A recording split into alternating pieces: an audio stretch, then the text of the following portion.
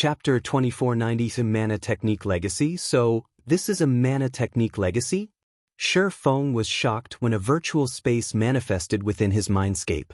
Within the virtual space, his body performed the 3 sword strikes Eliade had used against him in the legacy trial. It almost felt as if someone were controlling him, yet he could feel the flow of movement and mana inside him.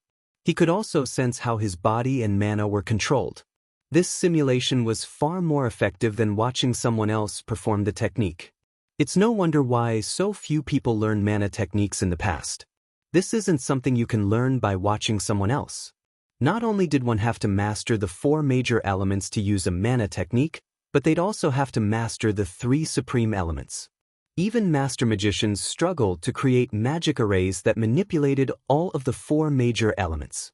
One would have to familiarize themselves with each of the 4 mana types' movement patterns and create an array based on these patterns. The Heavenly Blue Saint's mana technique, however, was even more complex, requiring one to understand all 7 elements. Moreover, one would also need to guide all 7 through their mana body to execute the technique. Executing the mana technique, Holy Annihilation, was many times more difficult than performing the bronze combat technique, Lightning Flash. Executing Lightning Flash relied on physical movement, an action that players could become intimately familiar with.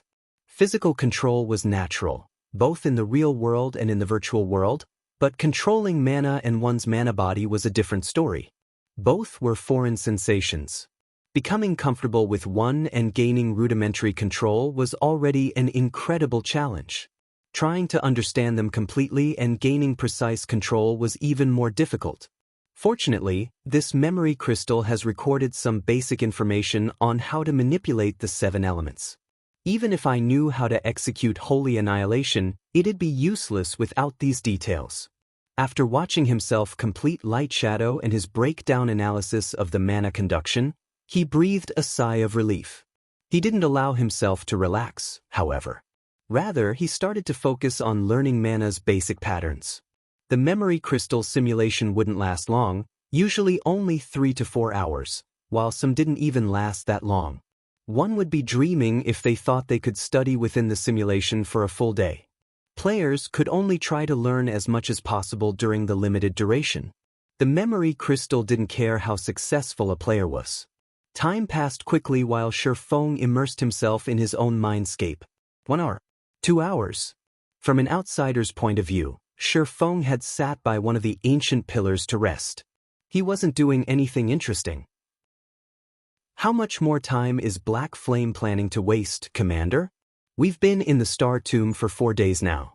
Are we really going to let him continue to waste our time as well?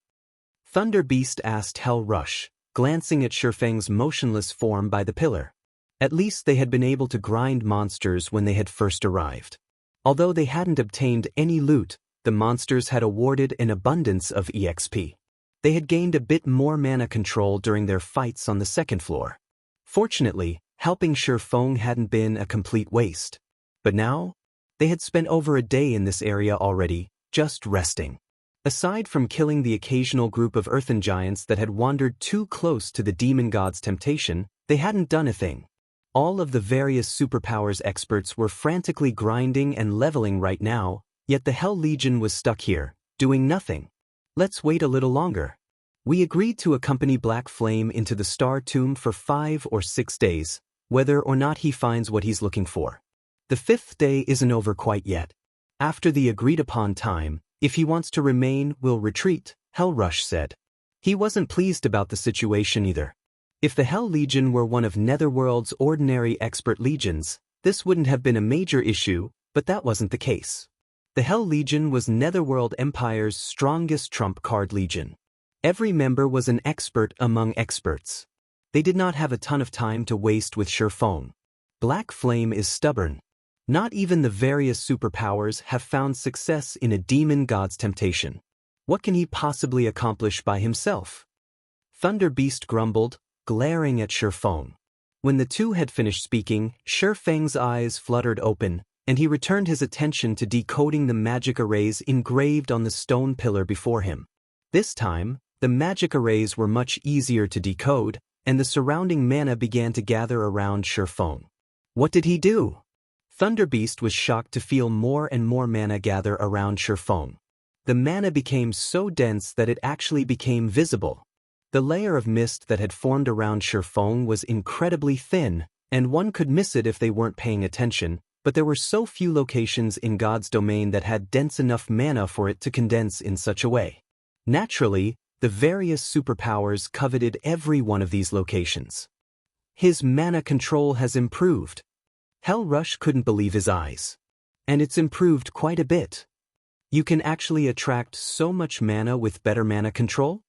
Thunderbeast gave his commander a skeptical look. With enough control, it is possible. I've met a Tier 4 magical class NPC that gathered a ridiculous amount of mana just by manipulating the mana around him. He hadn't even used any skills or spells. The female elementalist beside Hell Rush contributed. Black Flame is just a swordsman. How can he have so much control over mana? Thunderbeast glanced at Shifeng again, astonished.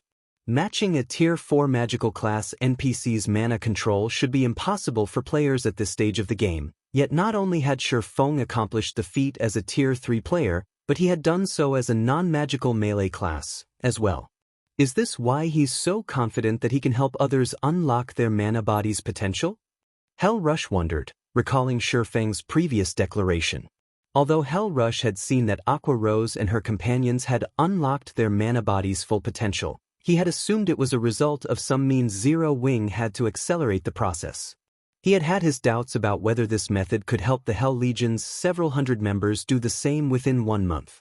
Every player had a different mana body, and unlocking their potential would differ as well. Seeing Shifeng with mana control to rival that of a Tier 4 magical class NPC, however, the swordsman's claim seemed more plausible. Read latest chapters at Wuxia World.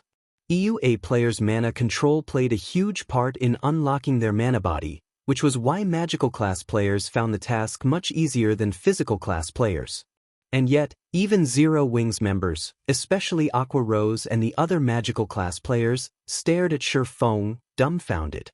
Their mana control had been much greater than Shifeng's, especially after they had unlocked their mana body's full potential. After resting for 3 short hours, however, Shifeng had gained far more control, pulling leagues ahead of them. Just what was going on? But before anyone could regain their senses, the glow from the magic arrays on the stone pillar began to fade. As it did, the faint layer of black fog around the temple began to dissipate, and the gloomy atmosphere vanished completely. Chapter 2491, Basic Mana Control. He decoded it? Something like this is actually breakable?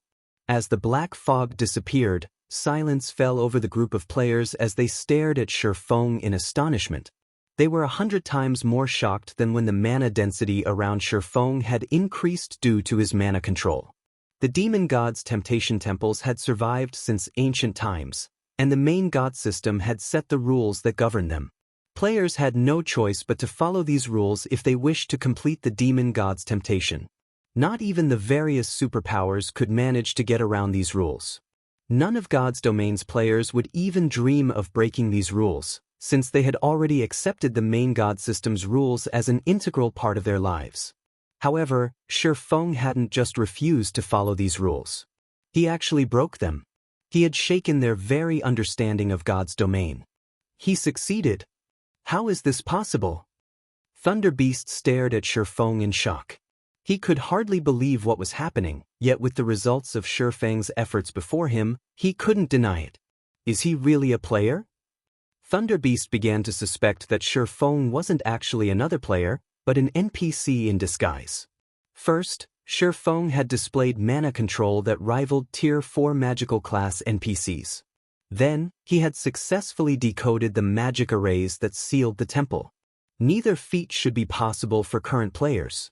It's no wonder why Divine Tribe was willing to work with him, even without demanding some of the Starlight Fortress's shares and going as far as to station so many of its members in the fortress. Is this his true trump card?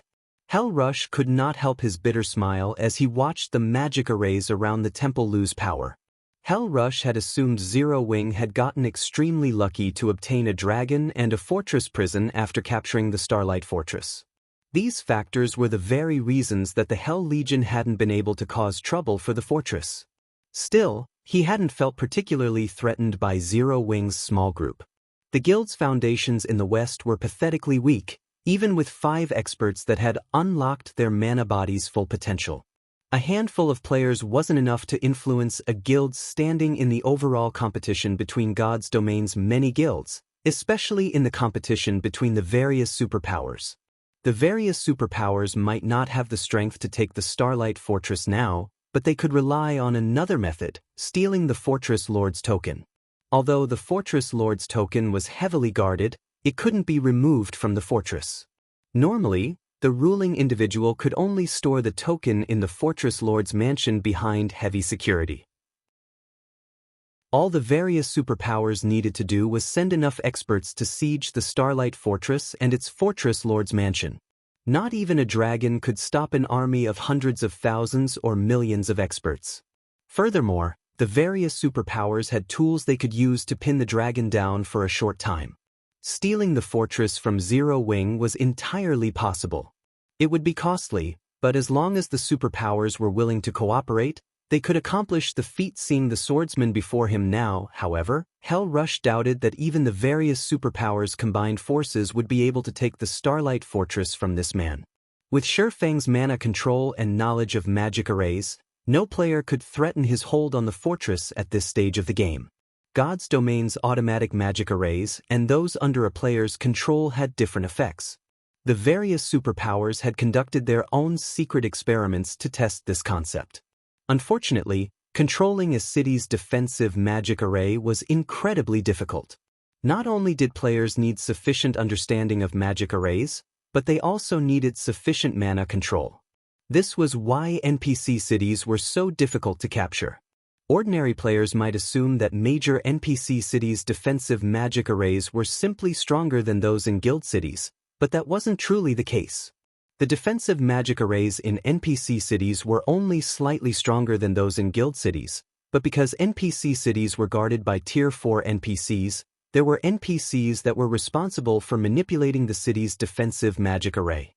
These NPCs would strengthen the array until the barrier could even withstand Tier 5 NPCs' attacks for a long time. If the Starlight Fortress had someone to control its defensive magic array, what chance did the various superpowers have to break through it? While the Hell Legion's members were confused and stunned, excitement overwhelmed Shifang. "Thank goodness I made it." After 3 hours of desperate study, he had finally grasped the profound concepts of the 7 elements.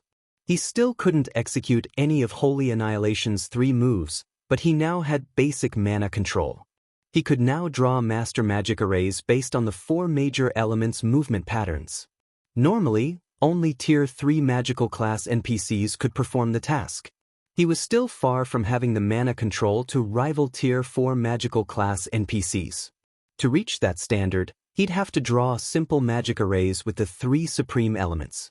Once one could do so, they'd be able to create their own mana domains, which were far more powerful than using a skill or spell to form a domain. Even so, Shifang was satisfied with his progress. Only a small number of the Tier 6 mage gods from his previous life had reached this standard at Tier 3. Most had only made so much progress after reaching Tier 4. Fortunately, he only needed to possess basic mana control to decode the magic arrays protecting the temple. As an additional bonus, he was now on the brink of becoming an intermediate master magician thanks to the Holy Annihilation legacy.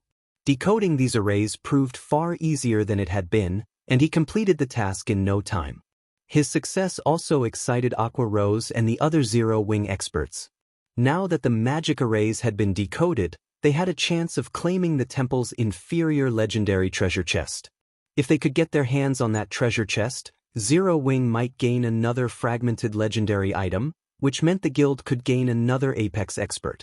Before Aqua Rose and her companions could celebrate, however, a 7-meter-tall figure in pitch-black armor and wearing a horned helmet appeared within the temple. This figure also wielded a pitch-black axe, ready for battle. The moment the figure appeared, the temple began to radiate an intense amount of divine might. Even Hell Rush and his legion, who stood over 300 yards away from the temple, were overwhelmed by a sense of dread. Demon God, Atlok, God's Phantom, Mythic, level 120 HP? / Everyone gasped when they saw Atlok's attributes. Level 120? Even Shifeng stared at Atlok with a grim expression. NPCs weren't like players. Every 5 levels, they received a massive strength boost. A level 120 NPC's combat power was in a completely different league than that of a level 110 NPC. Right now, Atlok was even stronger than the Silver Divine Dragon, Auerbach. Are you really going in there, guild leader? Aqua Rose asked worriedly.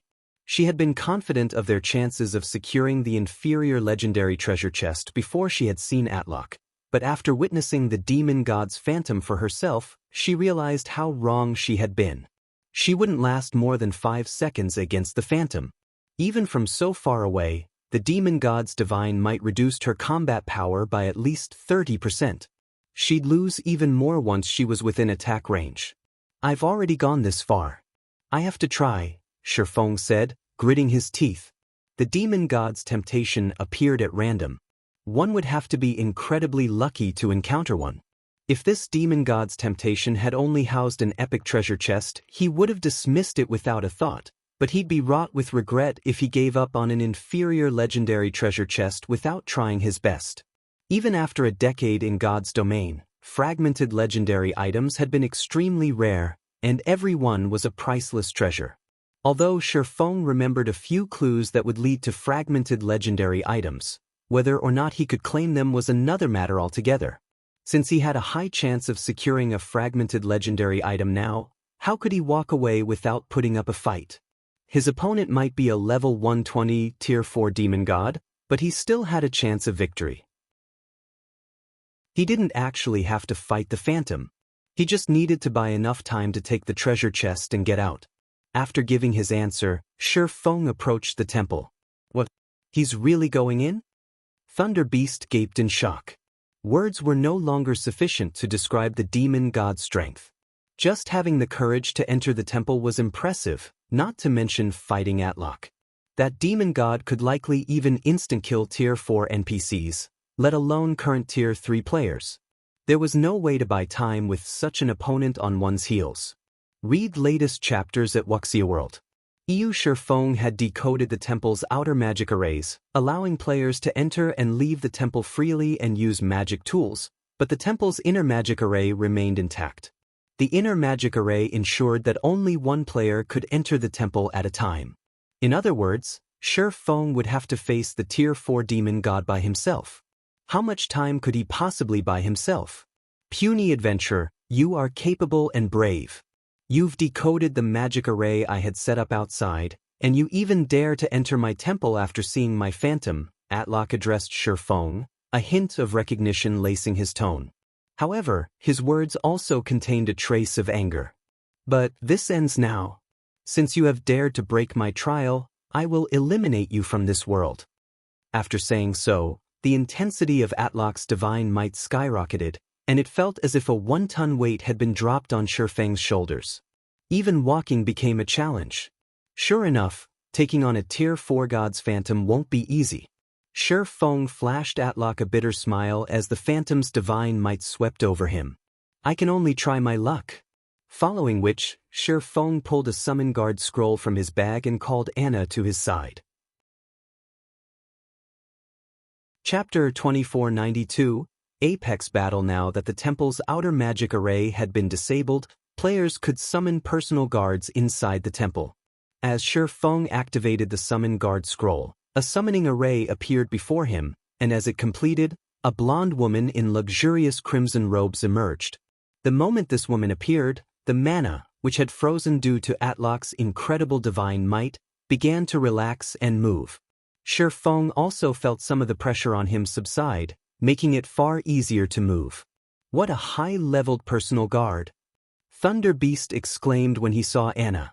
Anna had already reached level 119, while the strongest personal guard in Netherworld Empire had only reached level 115. Anna was undoubtedly the highest-leveled personal guard Thunder Beast had ever seen. Although the gap only consisted of 4 levels, the amount of EXP those 4 levels required was astronomical. What is he trying to do? Is he planning on throwing away his personal guard's life as well as his own? When Hell Rush saw Shifeng summon Anna, he was sure the swordsman had gone mad. Anna's level was high, but Atlok was level 120. There was a considerable difference between a level 119 NPC and a level 120 NPC. Most importantly, Anna was only tier 3, whereas Atlok was tier 4. Factoring in the difference between their life ratings, Anna didn't even have a chance of serving as a distraction to buy time. The demon god would kill her instantly. Shifeng was simply insane for summoning his personal guard here. Before Hell Rush and his companions could say more, however, Anna began to chant an incantation. A gigantic, threefold magic array then appeared on the temple's ceiling, illuminating the dusky temple and surrounding area with its dazzling, golden glow. After a moment, a woman in silvery white armor with 3 pairs of pure white feathery wings slowly descended from the golden magic array. How is that possible? A tier 4 higher Valkyrie?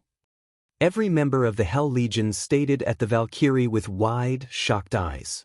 Players on the Western continent were quite familiar with the concept of Valkyries.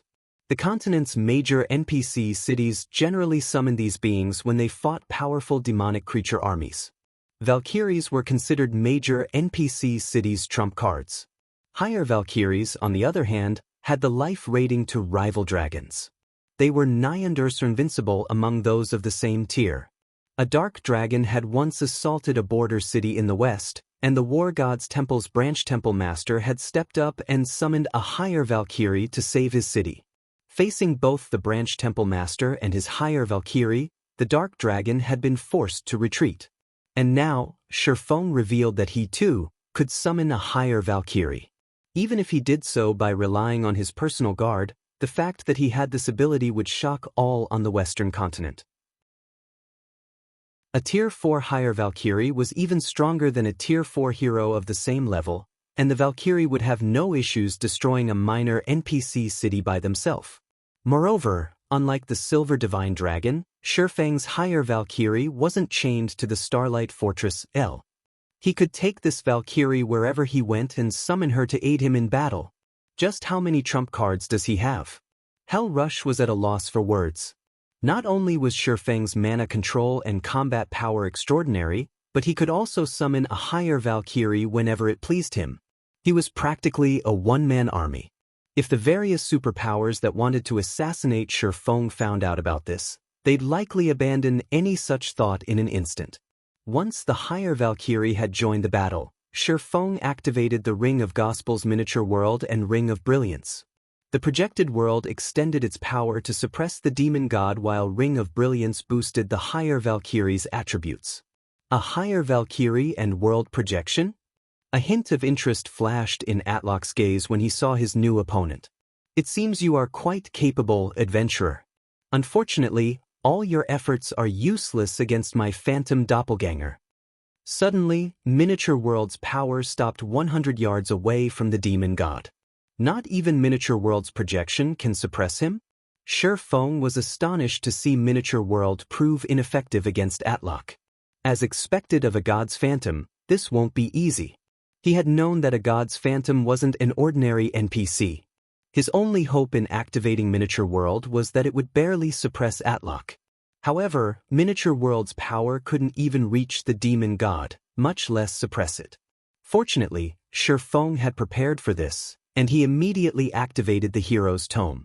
A pillar of light then rose within the temple, and a man in white clothing and wielding a golden sword stepped out of the light.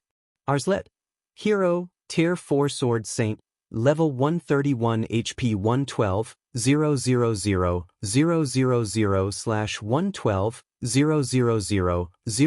000. This was the main reason Shifeng had dared to challenge a demon god's phantom. A tier 4 hero's life rating couldn't compare to that of a demon god's phantom, but with Arslet's higher level he could be able to mitigate much of Atlok's advantage. Meanwhile, Arslet's arrival had rendered the Hell Legion speechless. First, Shifeng had called forth a tier 4 higher Valkyrie, and now, a tier 4 hero. He was practically out to decimate both heaven and earth. Go! Once Arslet had joined the battle, Shifeng didn't hesitate to give the command to attack. The higher Valkyrie and Arslet attacked the demon god simultaneously, moving so fast that not even Tier 3 experts could keep up. Only Fire Dance and the others, who had fully unlocked mana bodies, barely caught sight of the two Tier 4 beings as they moved. While the two NPCs began their assault, Shifeng activated Heavenly Dragon's power and charged toward the inferior legendary treasure chest in the core of the temple. Normally, the combination of a Tier 4 higher Valkyrie and a Tier 4 hero would be a disaster wherever they went, but against the Tier 4 demon god's phantom, they were nothing. Short of enlisting the help of a divine dragon of the same level, stopping an ancient god's phantom would be utterly impossible. Shifeng only hoped that the two summoned NPCs could buy him as much time as possible. He didn't need a lot, 20 or 30 seconds would be enough. Treasure chests within demon gods' temptations were never locked, and inferior legendary treasure chests were no exception. Players would be able to open any treasure chest they found in a demon god's temptation, although activating the chest would still require 20 seconds. During his previous life, the first independent player to successfully loot a demon god's temptation had only succeeded because he had possessed an ancient magic crystal and the Tier 5 defensive spell it had contained. Although the ancient magic crystal had been a single-use item, the spell within had allowed the independent player to survive the 20-second activation time and retreat from the temple with the prize. If not for that Tier 5 defensive spell, the independent player would never have survived to claim the treasure, even after decoding the temple's outer magic array. Unfortunately, Shifeng didn't have a Tier 5 defensive magic scroll or any tool that could protect him from a Tier 5 being's attacks. He could only rely on the higher Valkyrie and Arslet to distract the demon god's phantom long enough for him to escape.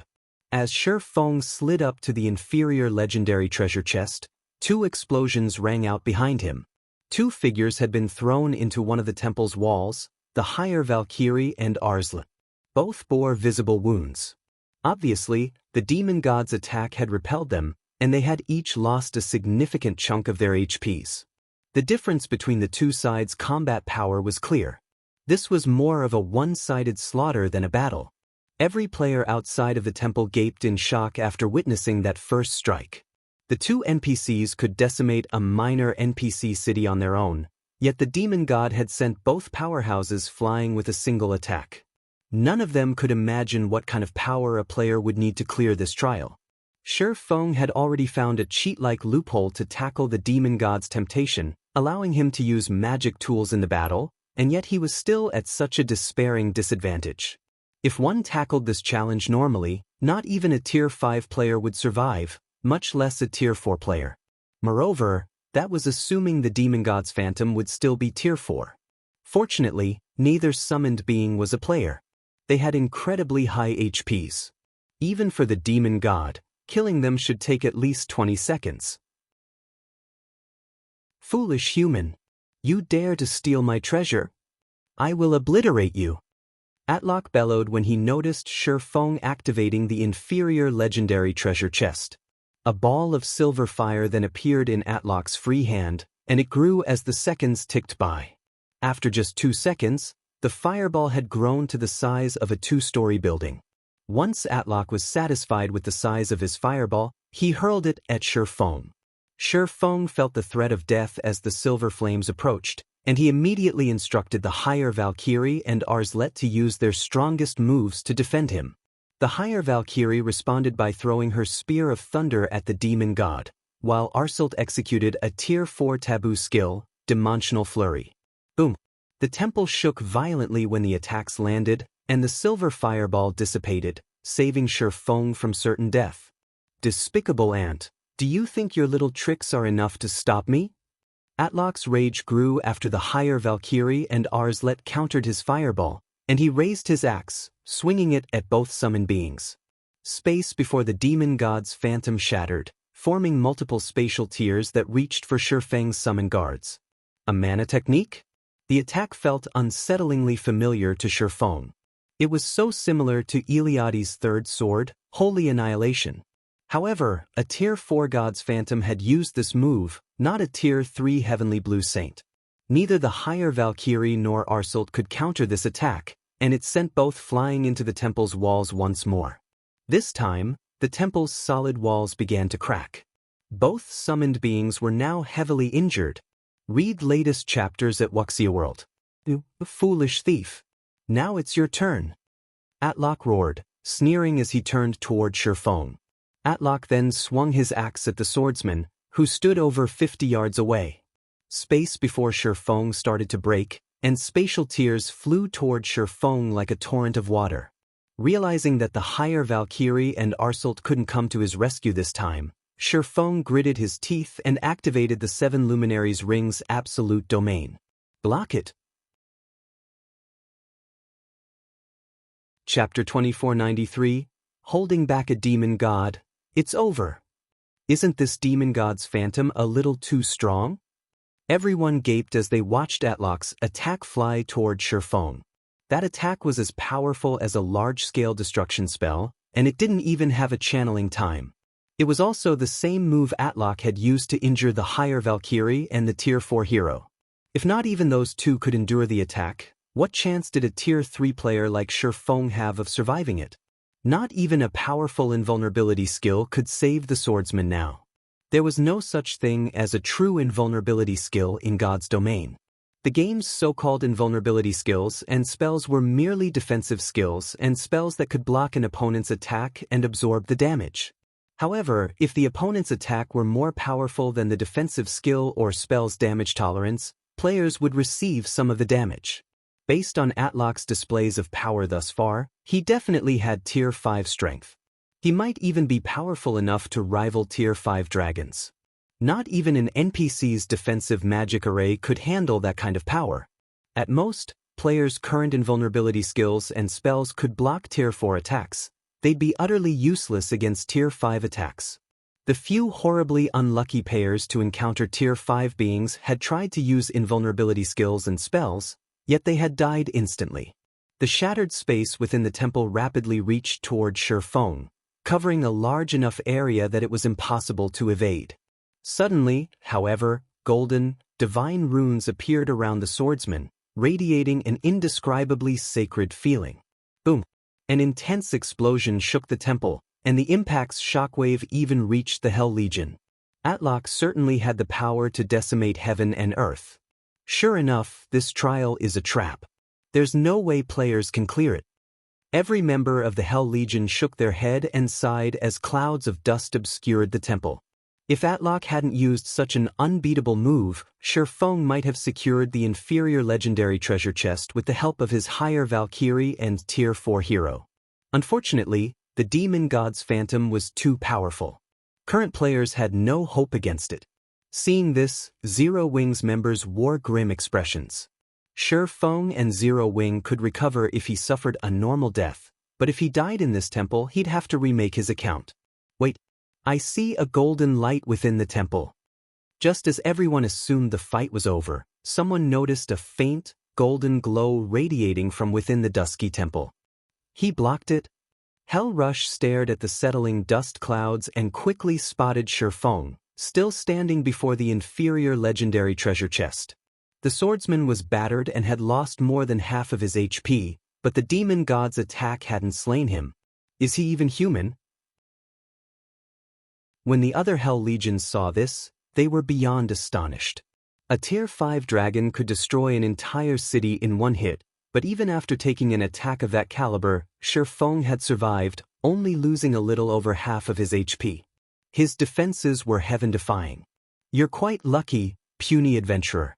You managed to break through at the last moment and strengthen the magic array in that despicable ring of yours, Atlok said, glaring at Shifeng. The mana within the temple then turned frosty. However, your luck ends here. That ring can only save you once. Do you think you can block my next attack? Atlok gripped his axe in both hands and raised it above his head.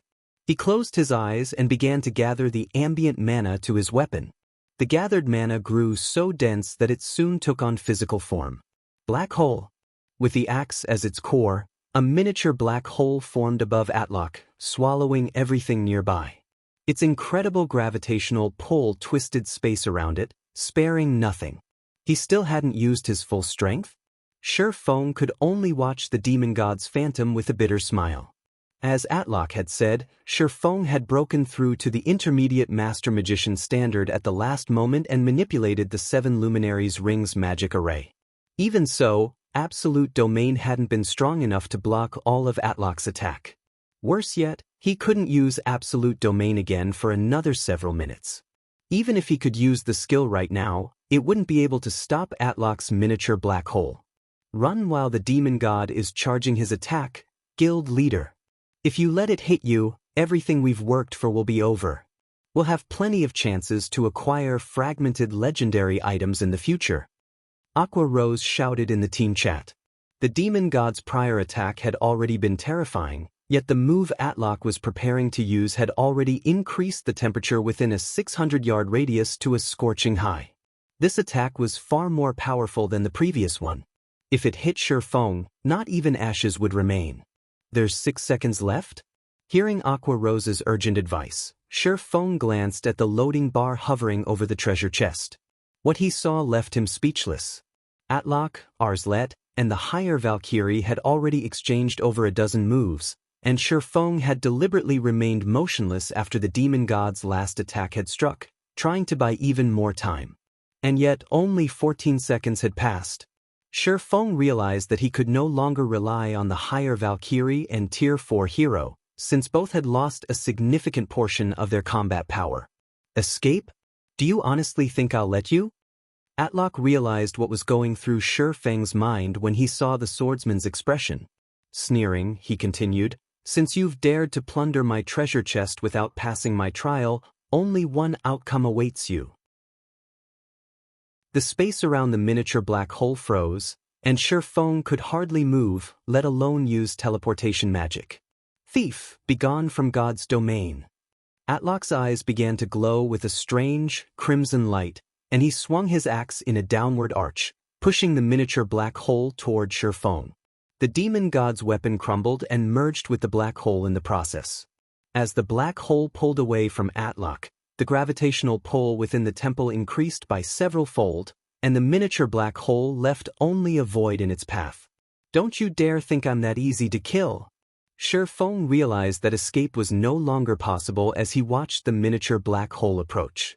He decided to go for broke, pulling the Crimson Dragon flying ship from his bag and using a Tier 4 defensive magic scroll to bolster the ship's defenses. The Crimson Dragon flying ship had upper-rank Tier 3 defensive capabilities, which was only slightly weaker than a major NPC city's walls. Normally, only Tier 4 existences could damage the flying ship. The Crimson Dragon flying ship's colossal hull manifested between Shi Feng and the incoming black hole. Once it grew to full size, a magic barrier appeared around the ship. Block it. The miniature black hole that slammed into the Crimson Dragon flying ship. As the attack made contact, the Tier 4 magic barrier around the flying ship disappeared, melting like a candle in a firestorm. Fortunately, the Crimson Dragon flying ship had fared better than that, although it rapidly disintegrated, losing durability by the hundreds. After 3 short seconds, the flying ship's durability had fallen from 5,000 to less than 2,000. Although the flying ship continued to lose durability, the loss slowed. It was clear that the miniature black hole had lost a considerable amount of power. You must block it. Shi Feng's anxiety spiked as he watched the Crimson Dragon flying ship's durability fall to 500. If not even the flying ship could block the miniature black hole, it would kill him instantly with how little HP he had remaining. 500. 300. 100.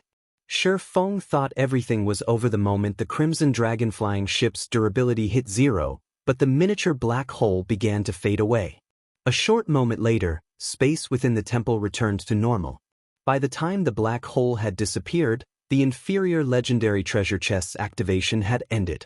Colorful lights filled the entire temple, so dazzling that one could see them from anywhere on the Star Tomb's 2nd floor. Success! Shi Feng was ecstatic to see the treasure chest's lid open. He reached into the chest without any hesitation, grabbing the items and tossing them into his epic spatial bag, one after another, not bothering to inspect them. Read latest chapters at Wuxia World. EU. Despite Shi Feng's speed, however, The treasure chest was too large, and the items within weren't organized. Moreover, the treasure chest contained over 20 items. By the time Shi Feng collected the 10th item, Atlok was mad with wrath. "You'll never leave this place alive, thief!" Atlok bellowed. Shi Feng heard the sound of shattering chains, and the demon god's phantom grew from Tier 4 to Tier 5. The phantom now exuded enough power that even Hell Rush and his Hell Legion, who had remained far away from the temple, shuddered in fear. Their instincts screamed at them to flee. "Crap! Everyone run!" Shi Feng gave Atlok, who was going berserk, a grim look. He hadn't expected the situation to develop like this. After he gave the command to retreat, he promptly used the Tier 3 instantaneous movement scroll he had prepared beforehand. Chapter 2494, Legendary Event. When Shi Feng disappeared, Atlok became even more incensed. "You think you can escape my grasp, thief?" The demon god's eyes narrowed as he shifted his gaze to the forest's southern end. With a cutting hand gesture, Atlok created a spatial gate, stepping into it and leaving only Anna, Arslet, and the higher Valkyrie in the temple. As Atlok left, the temple began to fade away. The players outside of the temple gasped as it did. They had never dreamed that Shi Feng would get away, accomplishing a feat that not even the West's various superpowers could overcome. Although Shi Feng had relied on a cheat-like method to do so, it was an undeniable fact that he had secured the treasure from a demon god's temptation. What surprised everyone more, however, was the fact that the demon god's phantom had reached Tier 5 at the very last minute. After witnessing the demon god's phantom's combat power at Tier 4, they all knew that it was practically invincible at this stage of the game now that it had reached Tier 5. Destroying an entire empire should be a piece of cake for the being, much less an entire kingdom. Furthermore, the demon god's phantom had left the temple to chase down Shi Feng. The situation was simply absurd. "Commander, let's get out of here. If that demon god returns, it won't rest until every last one of us is dead." Thunder Beast urged Hell Rush once Atlok had left through the spatial gate. Even without Shi Feng's warning to flee, they knew how dangerous their current predicament was. "Retreat." Hell Rush could only sigh as he glanced toward the forest's southern area. Although Shi Feng had secured the treasure, a Tier 5 demon god's phantom was now hunting him. Shi Feng's chances of surviving were practically non-existent. An enraged Tier 5 demon god was no trivial existence. Not even a Tier 5 dragon would escape Atlok's wrath. While the Hell Legion and Zero Wings experts pulled back to the passage leading to the Star Tomb's first floor, Shi Feng, who had fled by using a Tier 3 instantaneous movement scroll, activated disintegration power, forcing himself to Tier 4. He then activated Gale Domain and flew toward the Star Tomb's exit with as much haste as possible, no slower than a flying mount. Before Shi Feng had made it 2,000 yards, however, a spatial gate opened in his path, and Atlok emerged. He teleported here directly? The sight of the demon god's phantom left Shi Feng speechless. He hadn't expected Atlok to be this vicious. Based on what Shi Feng remembered from his past, the demon god's phantom guarding the temple shouldn't chase after a player once they left the temple with the treasure, yet not only had Atlok continued the chase, but the demon god's phantom had teleported to him as well. "I will eliminate every trace of your soul from this world, thief." The moment Atlok spotted his prey, he began to chant an incantation. The sky above Shi Feng shattered, and an endless torrent of fire descended, covering a 4,000-yard radius. Tier 5 Curse, Extinction Flames. Normally, Tier 5 Divine Mages needed over a dozen seconds to cast this spell, yet Atlok cast it instantaneously. To make matters worse, players couldn't even use Tier 3 instantaneous movement scrolls within Extinction Flames AoE. Noticing the inferno from a distance, the Hell Legion and Zero Wings members were astonished. Even from so far, they could see flames engulf the area above the entire southern forest, threatening to devour the wooded area. How could anybody escape such a terrifying attack? Suddenly a spatial tear opened before the team, and a figure jumped through it. The figure was none other than Shi Feng, who looked incredibly miserable. His HP was already in the red. Guild Leader Black Flame? You actually managed to escape? Hell Rush was surprised to see the swordsman. The rest of the team could only stare at Shifeng in shock. The demon god had clearly used a Tier 5 curse against Shifeng, yet he had escaped with his life. It was unbelievable. Everyone, get ready. The demon god's phantom hasn't noticed me yet. I'll open a spatial gate that teleports us to the first floor. As soon as it opens, go through it. Shifeng shouted his command when his teammates only stared at him. The only way to flee from a Tier 5 curse like Extinction Flames was to teleport out of range with a Tier 4 instantaneous movement scroll. Although Shifeng didn't have one on hand, he had the 7 Luminaries Ring, an extraordinary life-saving tool. With the 7 Luminaries Ring's space movement, he could teleport to any location within a 600,000-yard radius, but when he had jumped into the spatial tear the skill created, the curse's flames had followed, scorching him and nearly taking his life. Fortunately, he had activated Disintegration Power, which temporarily granted him a Tier 4 player's defense and HP. If he had only relied on Heavenly Dragon's Power's defense and HP, that attack would have been the end of him. However, space movement had a 3-minute cooldown. If the demon god came at him again, he wouldn't survive. He couldn't just leave the Hell Legion and his comrades here, and now that Atlok was so furious, the demon god's phantom would transform every inch of the Star Tomb into a land of death. Aqua Rose and the others could only survive if they left the regional dungeon now. Shifeng didn't waste any time in summoning the spatial gate.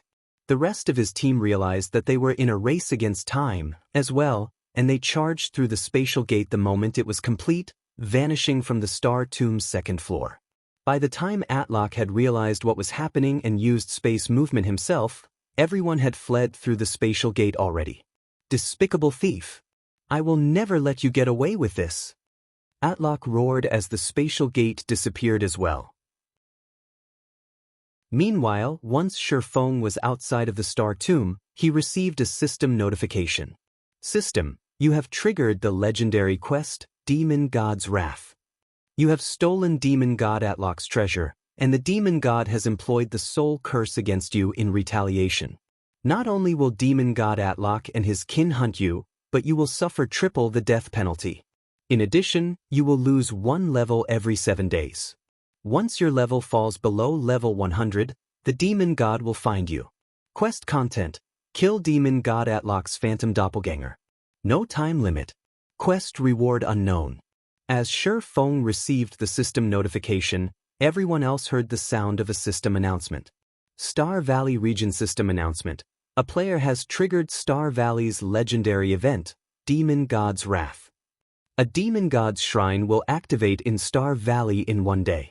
Players will have the opportunity to receive the Demon God's legacy at that time. The system announcement repeated 3 times, and all players within Star Valley heard it clearly. For a time, an uproar shook Star Valley to its very core. Chapter 2494, Legendary Event. When Shifeng disappeared, Atlok became even more incensed.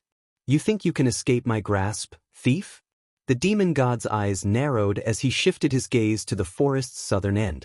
With a cutting hand gesture, Atlok created a spatial gate, stepping into it and leaving only Anna, Arslet, and the higher Valkyrie in the temple.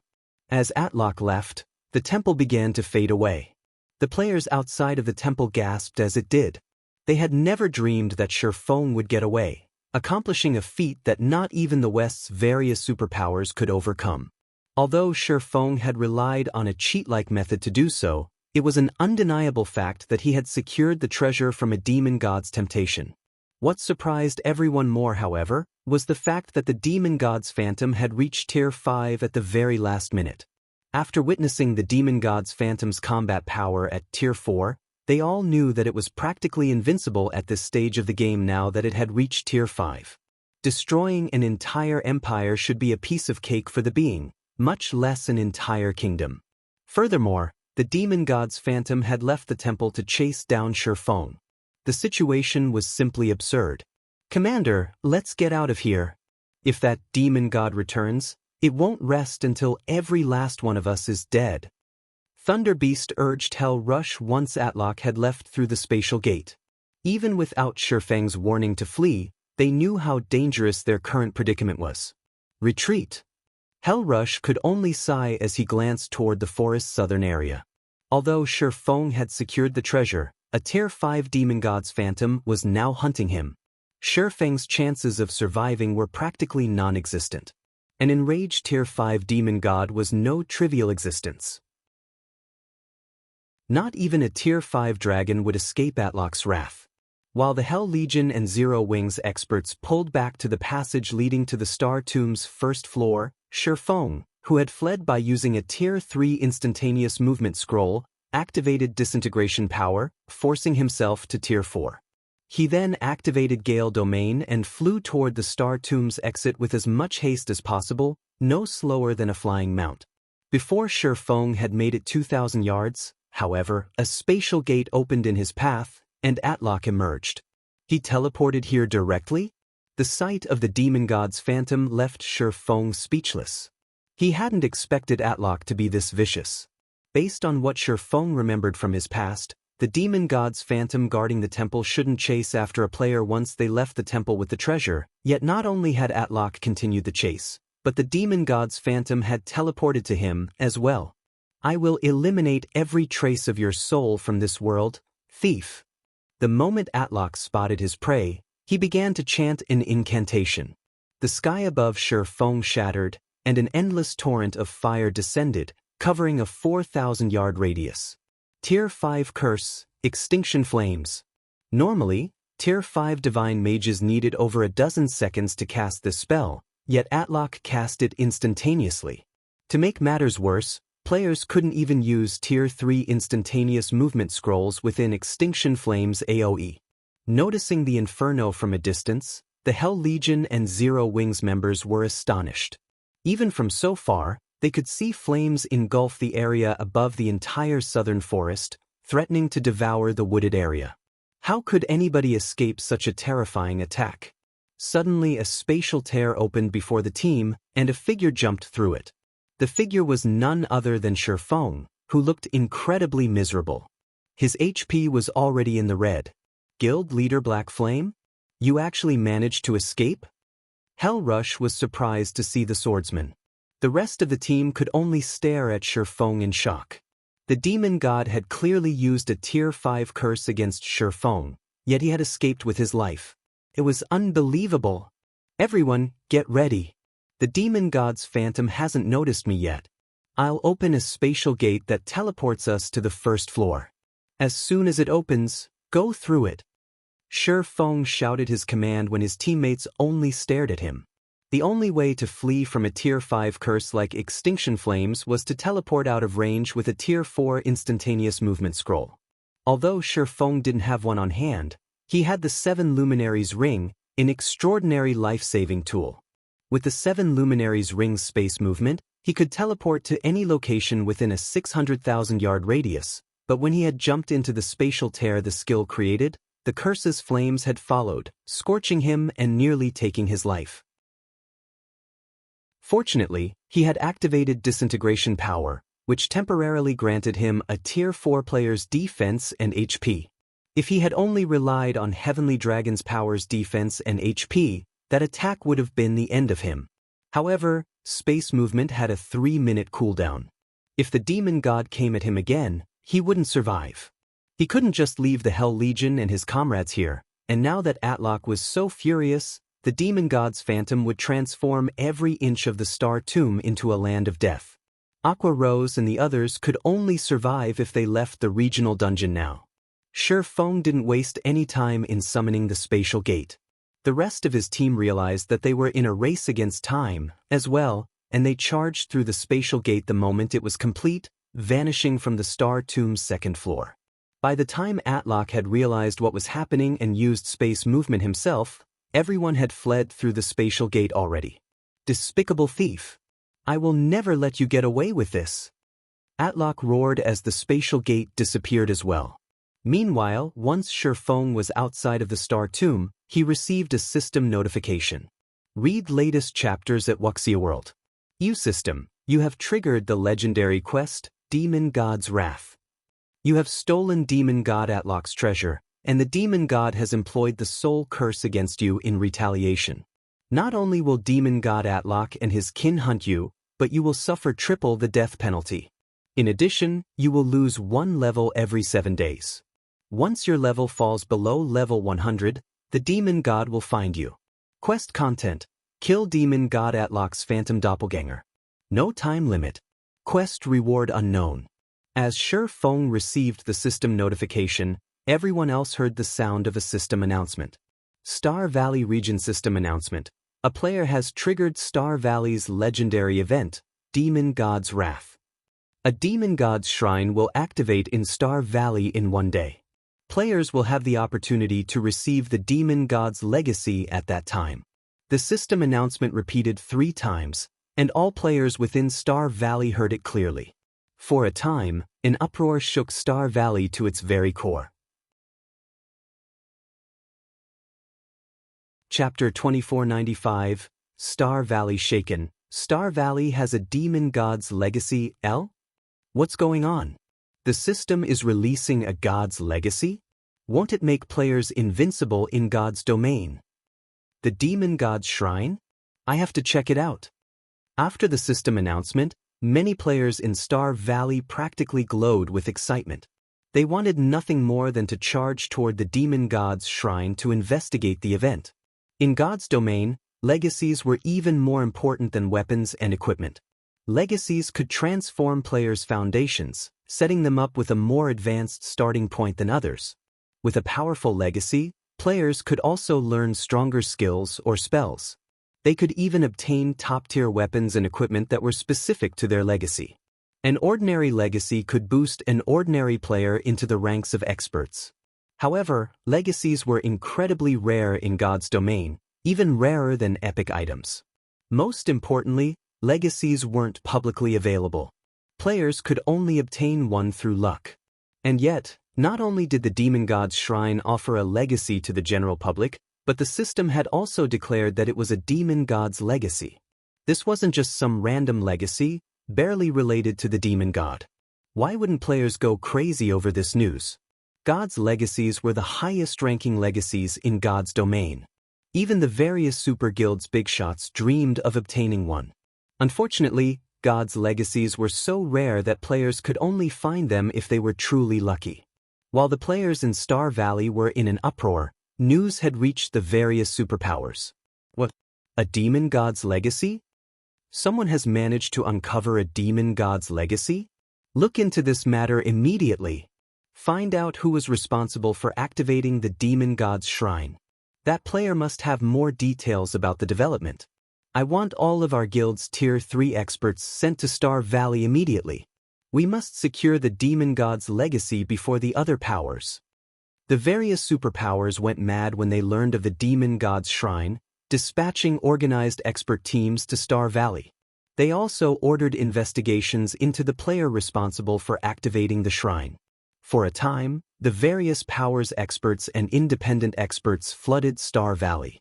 While all of these players gathered, hunting for the Demon God's Shrine, silence reigned over the Hell Legion, which rested a short distance away from the Star Tomb. None of them were sure whether they should congratulate Shi Feng or pity him. None were more familiar with the situation than they were.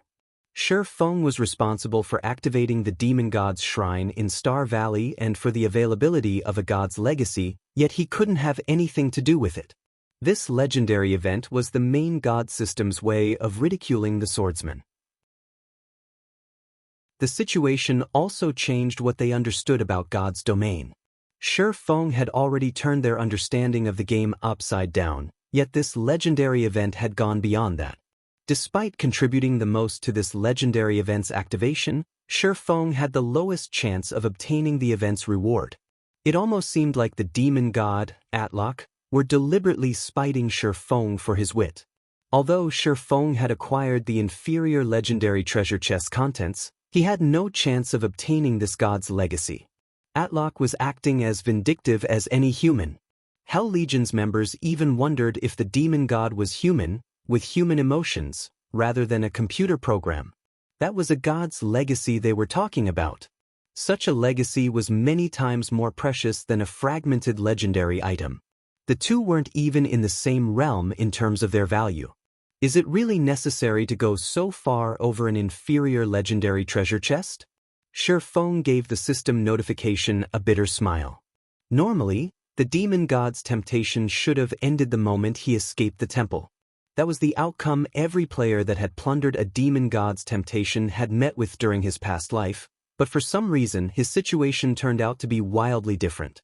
Not only had the demon god continued to chase him after he had left the temple, but Atlok had even posted a bounty on his head. He had even offered a god's legacy as the bounty's reward. This was just absurd. It's just a god's legacy, guild leader. It's not worth our time. Kola said, clicking his tongue as he read the system announcement. Right? We're strong enough that we'll have plenty of chances to obtain other gods' legacies in the future. Aqua Rose added, nodding in agreement. Although Kola and Aqua Rose tried to reassure their guild leader, the Hell Legion's members realized that they were simply putting up a strong front. They were talking about a god's legacy, after all. Only the most fortunate players had a chance to obtain one? Moreover, based on how this event had been triggered when Shi Feng slipped through Atlok's grasp, the requirements to obtain the legacy likely involved targeting Shi Feng. NPCs often hunted down God's Domain's players, but since the gods couldn't appear on the continent right now, Atlok was forced to post a bounty. Guild leader Black Flame, you don't need to be concerned about this. The demon god might be using a god's legacy as bait, but obtaining it will likely be a major challenge. This might even be another of the demon god's traps. At least you managed to get your hands on the treasures in that chest, Hell Rush said, trying to console Shi Feng. Thank you for your concern, Commander Rush, but I don't really mind the situation, Shi Feng said, smiling at Hell Rush when he saw the man's pity. He didn't actually care that Atlok had placed a bounty on his head. He was far more concerned about the triple death penalty and weekly level reduction, but as long as he took extra care and maintained his leveling speed, the penalties shouldn't pose a problem. While the demon god's legacy might be more valuable than a fragmented legendary item, perhaps even more than a legendary item, he had no desire for it. Atlok's legacy was on par with Aqua Rose's Sea God's legacy. At most, it was a peak legacy. Moreover, Hell Rush didn't know that Atlok wasn't the only demon god after his life. He had plenty of time bombs threatening his life in God's domain. What was one more? If offending a demon god meant that he could get his hands on a fragmented legendary item, he didn't mind offending a few more. None of the Hell Legion's members believed Shi Feng's claim, however. They had all witnessed the swordsman's strength. If anyone had a chance of obtaining the demon god's legacy, it'd be Shi Feng, but since the man in question had brushed the issue off, they could only nod and smile in response. Read latest chapters at Wuxia World. You, right, guild leader, what did you get from the treasure chest? Kola eagerly asked, ignoring the Hell Legion's skeptical looks. Kola's question reminded Shi Feng that he hadn't inspected the items. He immediately opened his back to see what he had won.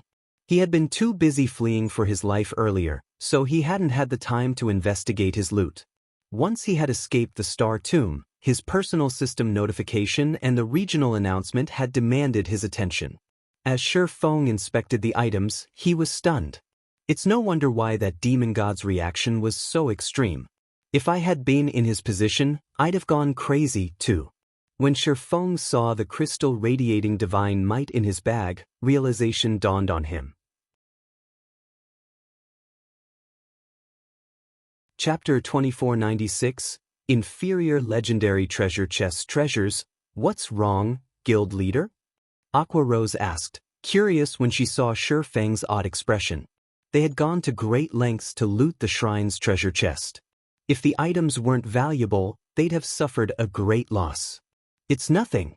I'm just surprised by how excellent our harvest is, Shi Feng said, chuckling. Not only did we obtain a few legendary materials and the Star of Light I was after, but we've also obtained an epic weapon set, a fragmented legendary item, and a dark gold set equipment forging design. Shi Feng then shared the information on the several weapons, equipment, and design he had obtained in the team chat. He had no intention of the items. Absolute Shadow, Dagger, Main Hand, Epic Rank, Level 100, Level 150 equipment requirement, Strength 2, 3 attributes adjust according to user's level. Attack power plus 6,325, level 100, strength plus 422, agility plus 376, endurance plus 350, attack speed plus 18. Attacks carry the power of shadows. During attacks, reduce target's defense by 30%, 35% chance to cause 270% damage, 10% chance to trigger Shadow Raid, increasing user's attack speed by 40% for 3 seconds. When equipped, main attribute increased by 10%, secondary attributes increased by 8%, reaction speed increased by 10%, all of weapon skills effects increased by 10%, completion rate with all weapon skills increased by 2%, ignore levels plus 10. Additional passive skill, Shadow Strike. Every attack accumulates 1 point of shadow energy, independent from sub-absolute shadow. When 12 points of shadow energy have been accumulated, all shadow energy will automatically release, increasing user's strength by 100%. Set effect. When both main and sub-absolute shadow are equipped, main attribute increased by an additional 15%, secondary attributes increased by an additional 10%, physique increased by an additional 15%, gain the finishing skill, Dark Dance. Dark Dance. When activated, user enters stealth and attack speed increases by 20%, and movement speed increases by 30%. User leaves stealth if attacked or attacking. Duration, 15 seconds cooldown, 10 minutes, absolute shadow, dagger, subhand, epic rank, level 100, level 150 equipment requirement. Strength 2100 attributes adjust according to user's level. Attack power plus 5725, level 100, strength plus 385, agility plus 355, endurance plus 324, attack speed plus 16. Attacks carry the power of shadows. During attacks, armor penetration increased by 20%, 25% chance to cause 300% damage, 15% chance to trigger Phantom Strike, creating an impact equivalent to 120% of user's strength to a 3 by 15 yard area. When equipped, main attribute increased by 10%, secondary attributes increased by 7%, reaction speed increased by 10%, all of weapon skills effects increased by 10%, completion rate with all weapon skills increased by 2%, ignore levels plus 10. Additional passive skill, Frenzied Shadow. Every attack accumulates 1 point of shadow energy, independent from main absolute shadow. When 30 points of shadow energy have been accumulated, all shadow energy will automatically release, increasing user's attack speed by 30% for 3 seconds.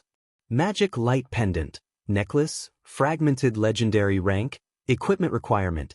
Intelligence 2000, Vitality 2100 attributes adjust according to user's level. When equipped, all attributes increased by 35%. Obtain Magic Light Body, increasing physique and mana affinity by 30%. Additional passive skill, 1 Mana Draw. Draws mana from the environment to recover user's mana. User regenerates 1% of their maximum mana every 5 seconds. Additional passive skill, 2 Mana Heart. All spell effects increased by 30%. All casting time reduced by 25%. All spell completion rates increased by 5%. Additional active skill, Mana Recharge. Forcefully elevates all spell effects by 1 tier, to a maximum of tier 5, for 12 seconds. Cooldown, 3 hours, Dark Demon Set Forging Design. Dark Gold Rank, Set Level, Level 110, Level 125 6-piece set. Dark Demon Gauntlets, Dark Demon Breastplate, Dark Demon Helmet, Dark Demon Leg Guards, Dark Demon Boots, Dark Demon Bracers. Class restriction. Plate Armor classes. Set effect, 4-piece effect. Increases main attribute by 10% and all skill completion rates by 3%. 6-piece effect. Increases physique by 20%. Upgrades physical armor to magic armor. When they saw the several items details, both Zero Wings members and the Hell Legion were stupefied. Aren't this inferior legendary treasure chests items a little too awesome? They're more than awesome. If an assassin equipped those daggers, they could reach for the heavens. Not only would their attack power be off the charts, but they could kill other players undetected. Those daggers are impressive, but they're garbage compared to the necklace for magical classes. I bet I could even challenge my Tier 4 promotion quest as soon as I meet the level requirement with that necklace. That dark gold set equipment is just as incredible. The 6-piece set effect actually converts the set's defensive rank into magic armor. Opponents would have a hard time dealing damage to a player in that set. If an entire team could wear the Dark Demon set, they'd become an unstoppable army. Every member of the Hell Legion drooled when they saw the items. They had never dreamed that Zero Wing would gain such astounding items. Not only had Shifeng secured a fragmented legendary item, but he had also obtained a top-tier epic weapon set and dark gold set equipment forging design. These items were likely as valuable as the Demon God's legacy. Hell Rush was particularly jealous, especially when he saw the Dark Demon set. It was godly equipment for plate armor classes. For a moment he even forgot about the Demon God's legacy. Magic armor was closest to rivaling divine armor. Not only did it reduce the damage from non-piercing attacks of the same tier by 30%, but it also reduced magic damage by a significant margin. It even doubled the damage reduction from attacks of a lower tier. To put it simply, every plate armor class dreamed of obtaining such equipment. If he could arm the Hell Legion's plate armor members with Dark Demon sets, they'd become an unstoppable force on the battlefield. Although the Demon God's legacy was amazing, it wouldn't be as visibly effective at this stage of the game. Its effects would only become more apparent once players had reached higher levels and tiers. The Dark Demon set, on the other hand, could offer immediate results the moment players equipped it. After seeing these items, Hell Rush was certain that Shifeng hadn't suffered from this transaction. Shifeng might have lost an opportunity to gain a legacy, but with these items he could boost the strength of Zero Wing's main force. They'd be particularly helpful when Zero Wing raided super large-scale team dungeons. You're too impulsive, guild leader. You shouldn't have shared that information. Now, it won't be long before the various superpowers find out about those items. Some of them will try to take them from us, especially aiming for that magic light pendant. I'm afraid that the various superpowers' magical class experts will do everything in their power to get their hands on it, Aqua Rose scolded. She had felt a little exasperated when Shifeng had shared the weapons and equipment's details with the Hell Legion's members. She realized that Shifeng wanted to reassure that Zero Wing hadn't suffered, but exposing a fragmented legendary item like the magic light pendant was unwise. It won't hurt anything if they know. Besides, hostile powers will assume that we've gained something powerful even if we didn't say anything. I just opened an inferior legendary treasure chest, after all. Rather than let them guess blindly and target us in secret, they might as well know everything. That way, we can reduce the risks, Shifeng said, chuckling. Alright, it's about time for us to head back. Hiding the details of his harvest wouldn't have been an issue if the Hell Legion hadn't watched him open the inferior legendary treasure chest, but they had seen everything. Hiding his harvest was impossible. He'd much rather reveal the items and use them to elevate Zero Wing's fame than encourage the various superpowers to hunt the guild in the dark to find out what he had obtained. Top-tier weapons and equipment were always a hot topic among players. As the public learned about these items, they'd come to know about Zero Wing. Read latest chapters at Wuxia World. He had another purpose for revealing these items to the Hell Legion. He needed to conceal the crystal inside his bag. That crystal alone was worth more than the other items combined. Even high-tiered NPCs would try to take the crystal from him if they found out about it. He wouldn't even be surprised if an NPC attacked within an NPC city. This crystal was actually a god's heart, something even more precious than legendary items. The small crystal was enough to cause an uproar across all of God's domain. Shifeng didn't even dare to appraise the crystal at the moment, much less take it out of his bag. On the off chance that the crystal caused a commotion, he'd die from regret. With that said, Shifeng retrieved a return scroll and teleported back to the Starlight Fortress. He had lingered in the Star Tomb for long enough.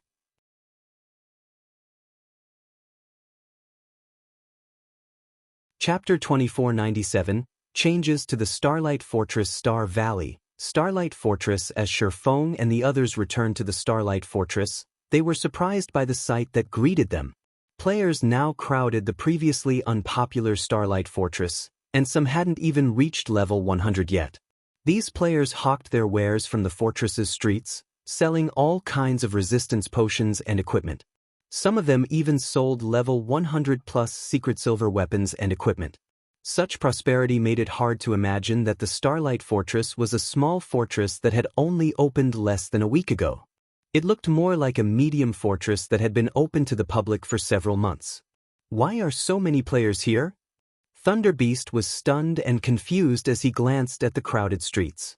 He knew that very few players, other than Divine Tribe and his team, had been in the fortress before they had left on their expedition.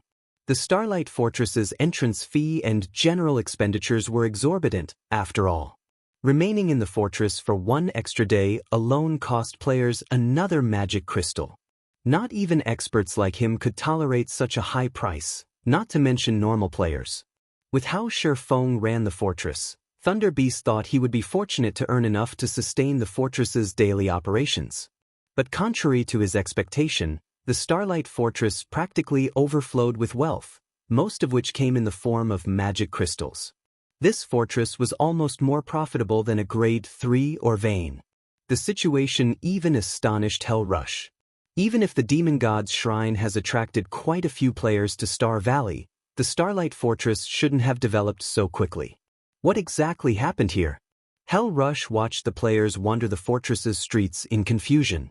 He had expected the Starlight Fortress to become a popular location in Star Valley. Not many on the Western continent could resist the temptation of a demon god's legacy, and if they wanted to obtain it, they had to spend some time in the area. There was no denying that the Starlight Fortress was the best resting spot in Star Valley. The cost of living in the fortress might be incredibly high, but compared to a demon god's legacy, the cost was practically negligible. However, less than half an hour had passed since the system announcement. How had so many players gathered in the fortress in less than 30 minutes? Commander, I think the mana here has changed. Since we've arrived, my mana affinity has increased, a Tier 3 Elementalist informed Hell Rush. I can even sense a significant amount of the 3 supreme elements in the fortress's ambient mana. The 3 supreme elements? Doesn't that mean that this environment can rival that of ancient times? Hell Rush couldn't help his growing excitement. Ordinary players wouldn't have a clue about the environment of ancient times or its effect on players, but as the Hell Legion's commander, he understood much about God's domain. If the Starlight Fortress's environment resembled that of ancient times, the players resting in the fortress would have a much easier time unlocking their mana body's potential. Every player's mana body consisted of all 7 elements, and within an environment that lacked the 3 supreme elements, unlocking one's mana body was excruciatingly difficult. What did you do, guild leader? There are so many players here now. Our daily income should be far more than 200,000 magic crystals. Aqua Rose asked Shifeng when she saw the crowded streets. With so many magic crystals, we won't have to worry about producing the Dark Demon set. Not only did the Dark Demon set's production require a lot of rare materials, but it also required a ridiculous number of magic crystals. Forging a single set required 10,000 magic crystals, and the other rare materials could only be purchased with magic crystals. Overall, crafting each Dark Demon set would cost at least 20,000 magic crystals. Not even some ordinary powers could afford such an insane production cost. Zero Wing had already spent almost all of its magic crystals on materials from Divine Tribe and during the Starlight Fortress's capture. With how few they had left, developing the Starlight Fortress would prove challenging, not to mention crafting the Dark Demon set. The Starlight Fortress operated like a giant machine that relentlessly devoured magic crystals. Just keeping the fortress's magic array running was a huge expenditure, to say nothing of the summoning tower and fortress prison. Overall, the Starlight Fortress cost a minimum of 30,000 magic crystals per day. Zero Wing had already been forced to borrow magic crystals from Divine Tribe to sustain the fortress. However, now that the Starlight Fortress's player population had exceeded 200,000, the fortress earned a minimum of 200,000 0.000 magic crystals per day. Even after deducting the fortress's various expenditures, Zero Wing would earn more than 100,000 magic crystals in daily profit. Over 100,000 magic crystals of pure profit. Zero Wing wasn't even capable of earning so many magic crystals per day, even with Stone Forest City, Zero Wing City, and the guild's several veins. I haven't done anything. Players are just becoming more perceptive, Shifeng said, chuckling at Aqua Rose's excitement. The Starlight Fortress was an ancient fortress. Once it opened to the public, it would gradually attract the three supreme elements from its surroundings to recreate its original environment. However, this was a very long and arduous process. It would still take some time before the fortress had an environment that could rival that of ancient times. Even so, the feature was incredibly precious to God's Domain's players. The environment wouldn't only be useful to players trying to unlock their mana body's potential. It would also help as players tried to climb through the tiers. As players aimed for higher tiers, they had to have a basic understanding and control of the 7 elements. Without this control and knowledge, they'd always be weaker than others of the same tier.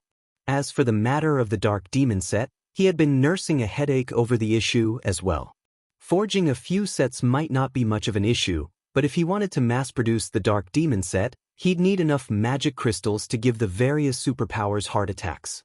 Fortunately, the Starlight Fortress had been developing wonderfully while he'd been gone. Without this progress, he would have only been able to stare at the forging design.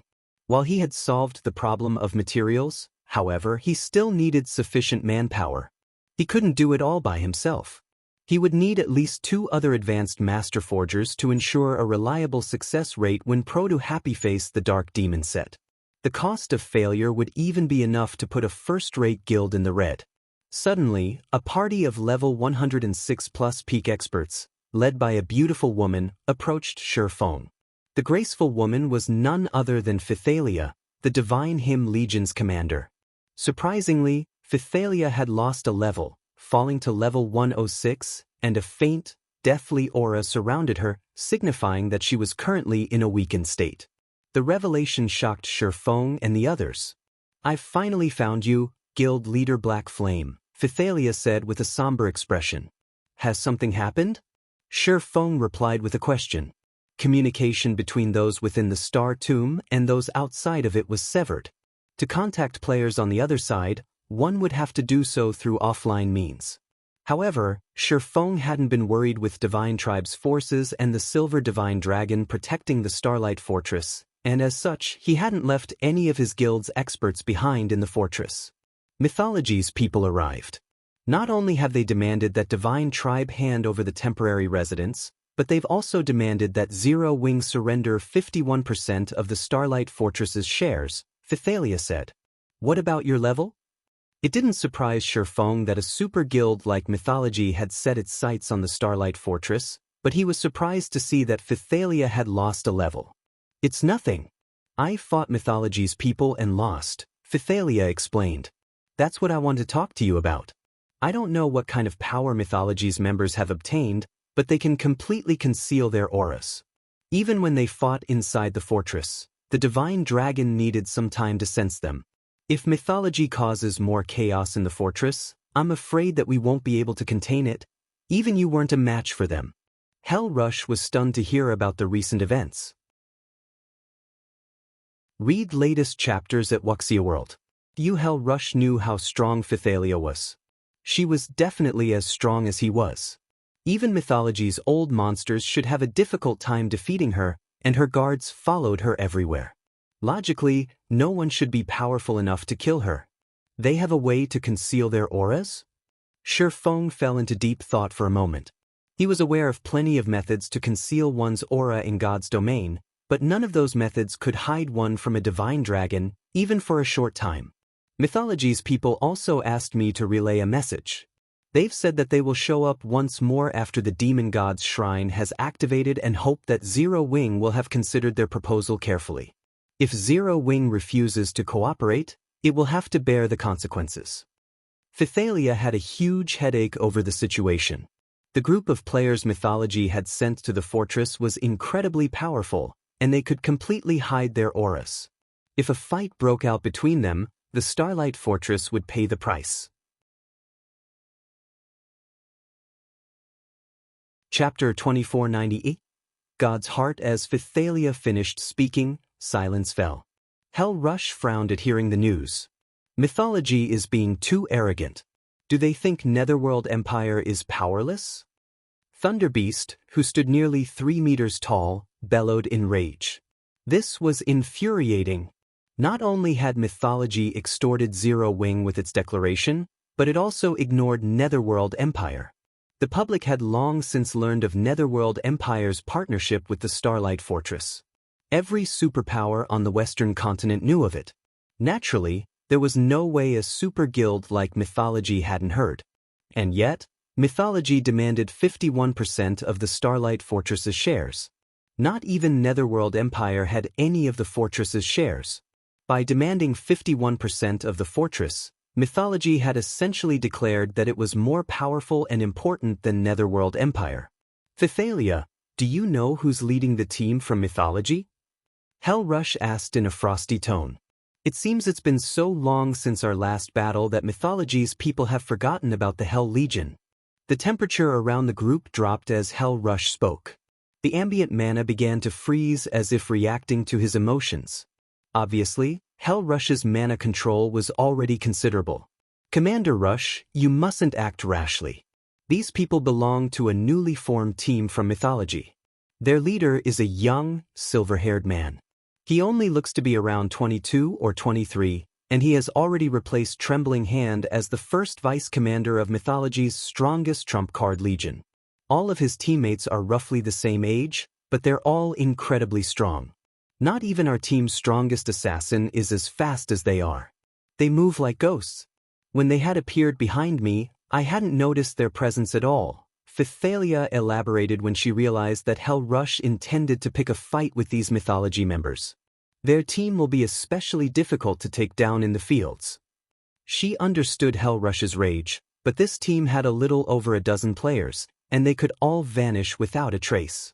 If the Hell Legion fought these players in the Starlight Fortress, they might be fine, but the Legion would only be running towards its death if it tried to take them on in the fields.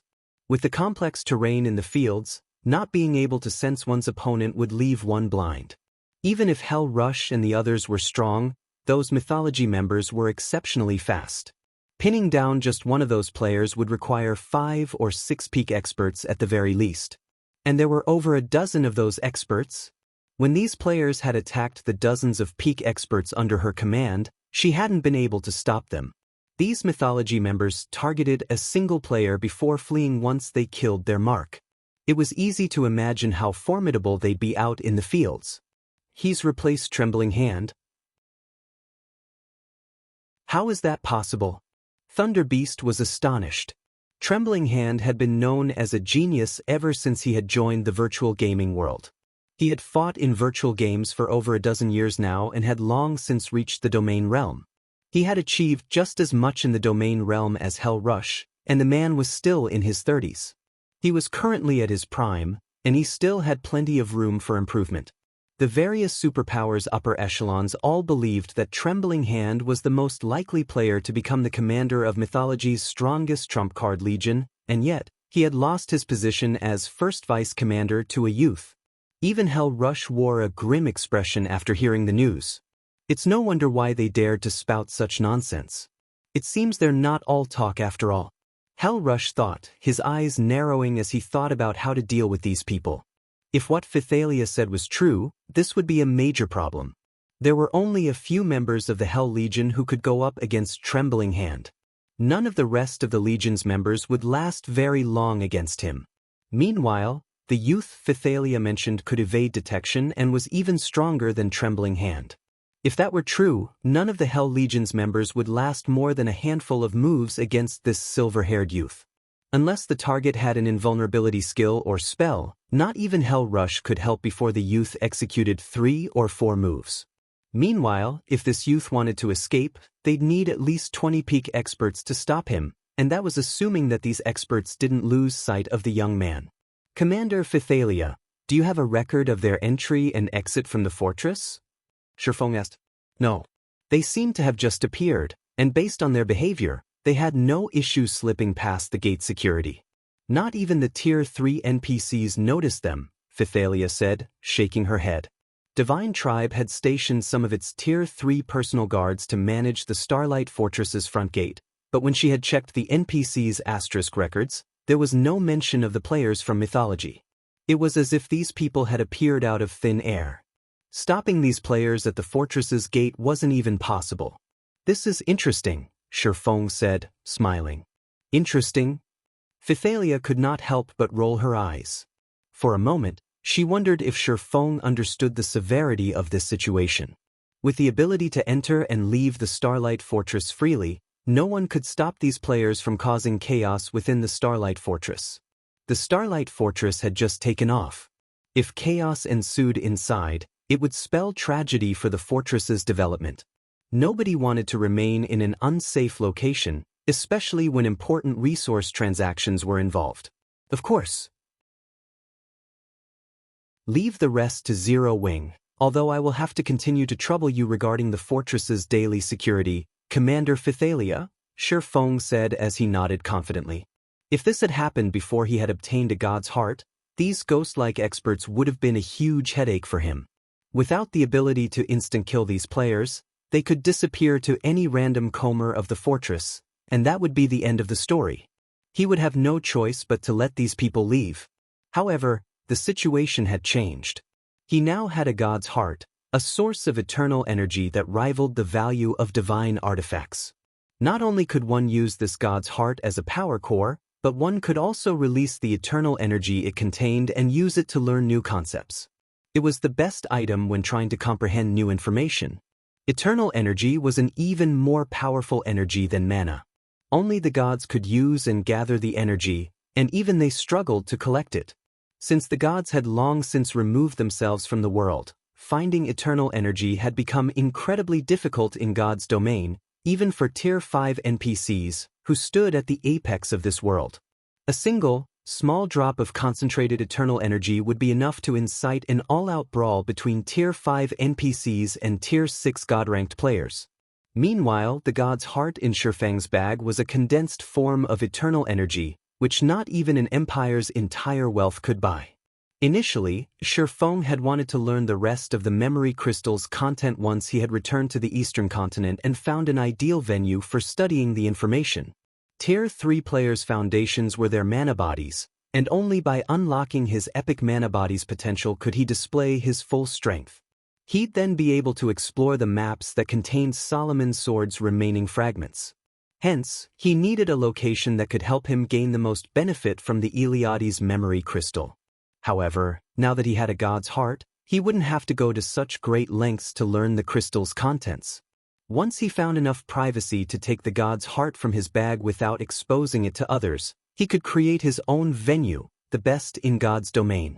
Fortunately, the Fortress Lord's mansion was the perfect location. Shifeng then parted ways with Phythalia and the others, making his way to the mansion. Phythalia was dumbfounded as she watched Shifeng and Zero Wing's members walk away. She couldn't fathom what was going through the swordsman's mind. At such a crucial moment, Shifeng had reacted similarly to Hell Rush, intent on taking his anger out on these mythology players. "What should we do now, Commander?" the Tier 3 shield warrior beside Phythalia asked. "The ruckus mythology caused has already scared plenty of merchant players away. If mythology causes another scene, I'm afraid everyone in the fortress will panic. Controlling the situation won't be easy." Read latest chapters at Wuxia World. You forget it. I don't care anymore. Let Mythology's people cause a scene if they want. Once Zero Wing's people realize how severe the situation is, we should be able to curb Mythology's experts as long as our 3 guilds work together, Phythalia said as she massaged her forehead. She had already learned that trying to dissuade Shifeng from doing anything foolish was a waste of time. She might as well let him try whatever he had planned. Once he failed, he'd approach Divine Tribe to work on a solution together. There's no need for such pessimism, Commander Phythalia. Who knows? Guild leader Black Flame might actually be able to show these mythology members who's boss. Zero Wing's strength is the real deal. Even if Zero Wings players can't stop Mythology's experts completely, they should be able to give them a run for their money, Hellrush said, attempting to console Phythalia. Hellrush didn't think Zero Wing had enough power to take out this team from Mythology by itself either, but with experts like Fire Dance and her comrades, they should be able to give Mythology a huge headache for their trouble. Now, it was just a matter of waiting to see who lasted longer. While Phythalia and Hellrush conversed, Shifeng had reached the Fortress Lord's mansion's core room. He used the Fortress Lord's token to activate the room's defensive magic array before carefully retrieving the crystal that emitted a faint trace of divine might from his bag.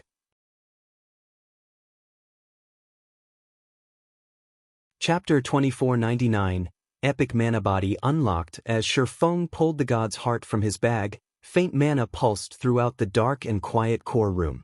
It wasn't a lot of mana, but it had enough power that space within the room trembled.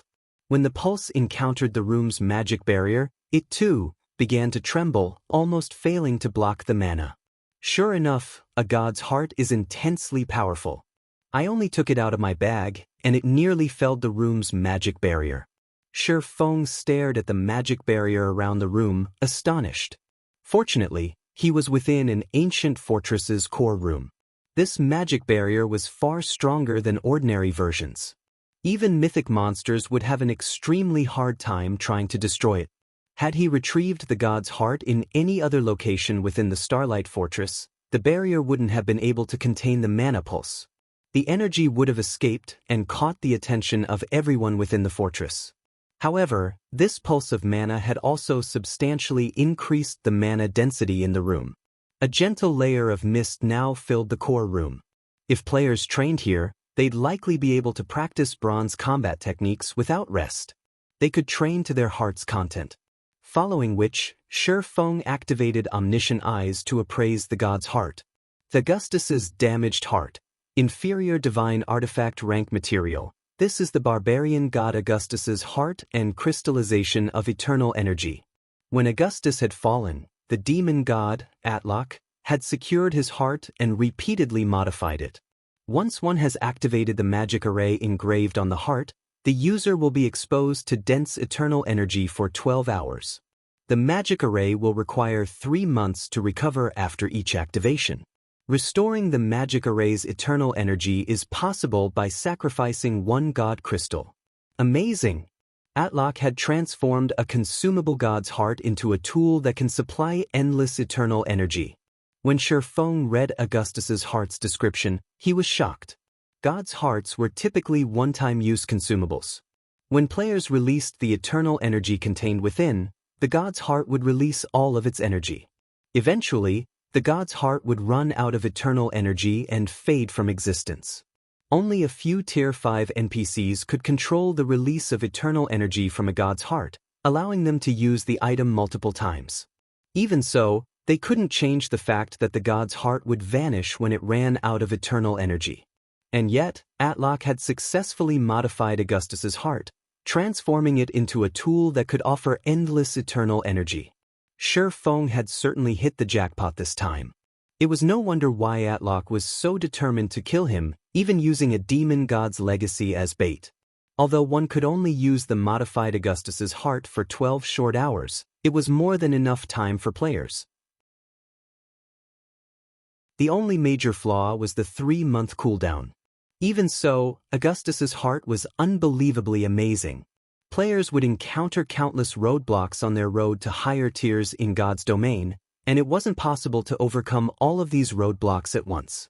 Players would have to face them, one after another. The Tier 3 mana body and Tier 4 mana control were 2 examples. However, Shifeng could overcome them all with Augustus's heart. Moreover, he could use a god crystal to circumvent the cooldown. He was immensely satisfied with his latest endeavor. If word of Augustus's heart spread, all of God's domain would go into a frenzy, including both players and NPCs. Shifeng took a moment to suppress his excitement and began to activate the magic array within Augustus's heart.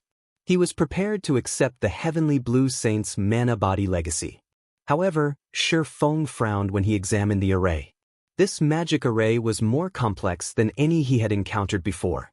Manipulating it would be intensely challenging, even now that he had become an intermediate master magician. A basic master magician would have no chance of activating this magic array. Sure enough, the main god system won't just hand players so much power. Shi Feng gave the magic array a bitter smile. He had wanted to use the god crystals he had on hand to help Kola and the rest unlock their mana body's full potential once he had done so himself. The sooner they did so, the more they would benefit in the future. However, it seemed that that wouldn't be possible. Activating Augustus's heart's magic array would be absolutely impossible unless one had become an intermediate master magician. His dream of forming an army of powerful experts had just shattered. Becoming a master magician in God's domain was far easier than becoming a master forger, yet very few players were capable of accomplishing the feat naturally. Reaching every subsequent rank after becoming a basic master magician was incredibly difficult, even more so than rising through the ranks after becoming a master forger. In all of Zero Wing, only Aqua Rose and Violet Cloud had high chances of becoming basic master magicians. Everyone else would still have a long road ahead of them, and two players simply weren't enough to form an army. Shaking his head, Shi Feng banished his thoughts and began to focus on learning and decoding the magic array. 10 minutes. 20 minutes. 40 minutes. As he completed the final strand of mana's trajectory, Augustus's heart lit with a colorful glow. Streams of purple mist then flowed from the item and into Shi Feng. Suddenly, Shi Feng felt incredibly comfortable, and his mind was unprecedentedly clear. The eternal energy proved many times more effective than the densest mana.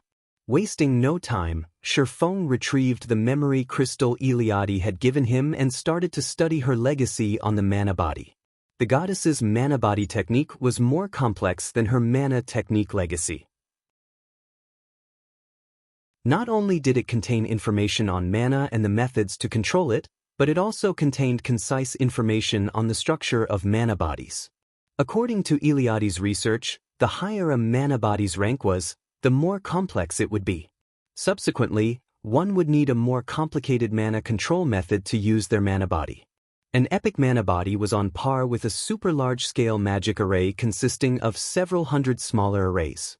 There were many ways to control this super large-scale magic array, but only one would give a player full control over the entire array. They'd have to construct a simple magic array that would allow the user to control multiple core arrays. The more core magic arrays this simple array could control, the more power the super large-scale magic array could exhibit. If Shi Feng had tried to process all of the information within the memory crystal before he had obtained Augustus's heart, none, even the densest mana, would save him from the headache. Fortunately, the eternal energy around him was amazingly beneficial. Not only did it boost his comprehension and memory, but it also allowed him to try to create the simple magic array that was necessary for controlling the flow of mana within his mana body. For a time, Shi Feng radiated stronger and weaker mana at random intervals. At his strongest, he radiated dense enough mana to rival that within Stone Forest City, and at his weakest, he radiated roughly the same density as the mana found in ordinary NPC cities. During the process, Shi Feng rapidly unlocked more of his mana body's potential. 40%, 55%, 70%. Read latest chapters at Wuxia World. However, as Shi Feng continued to unlock his epic mana body, his progress slowed. By the time the memory crystal's duration ended, Shi Feng had only reached 82% of his potential. He was still far from 100%. In the 9 hours since he had activated Augustus's heart, he had only unlocked 91% of his mana body's potential. Just as the 12 hours were almost up, an intense wave of mana exploded from Shi Feng's body, forming a mist in the core room. The mist was light, easy to miss if one weren't paying attention, but it was undeniable that Shi Feng exuded mana that was so dense it condensed into its liquid form. Finally, success. Shi Feng's eyes flew open, flashing with excitement as he observed the mana that automatically flowed throughout his mana body.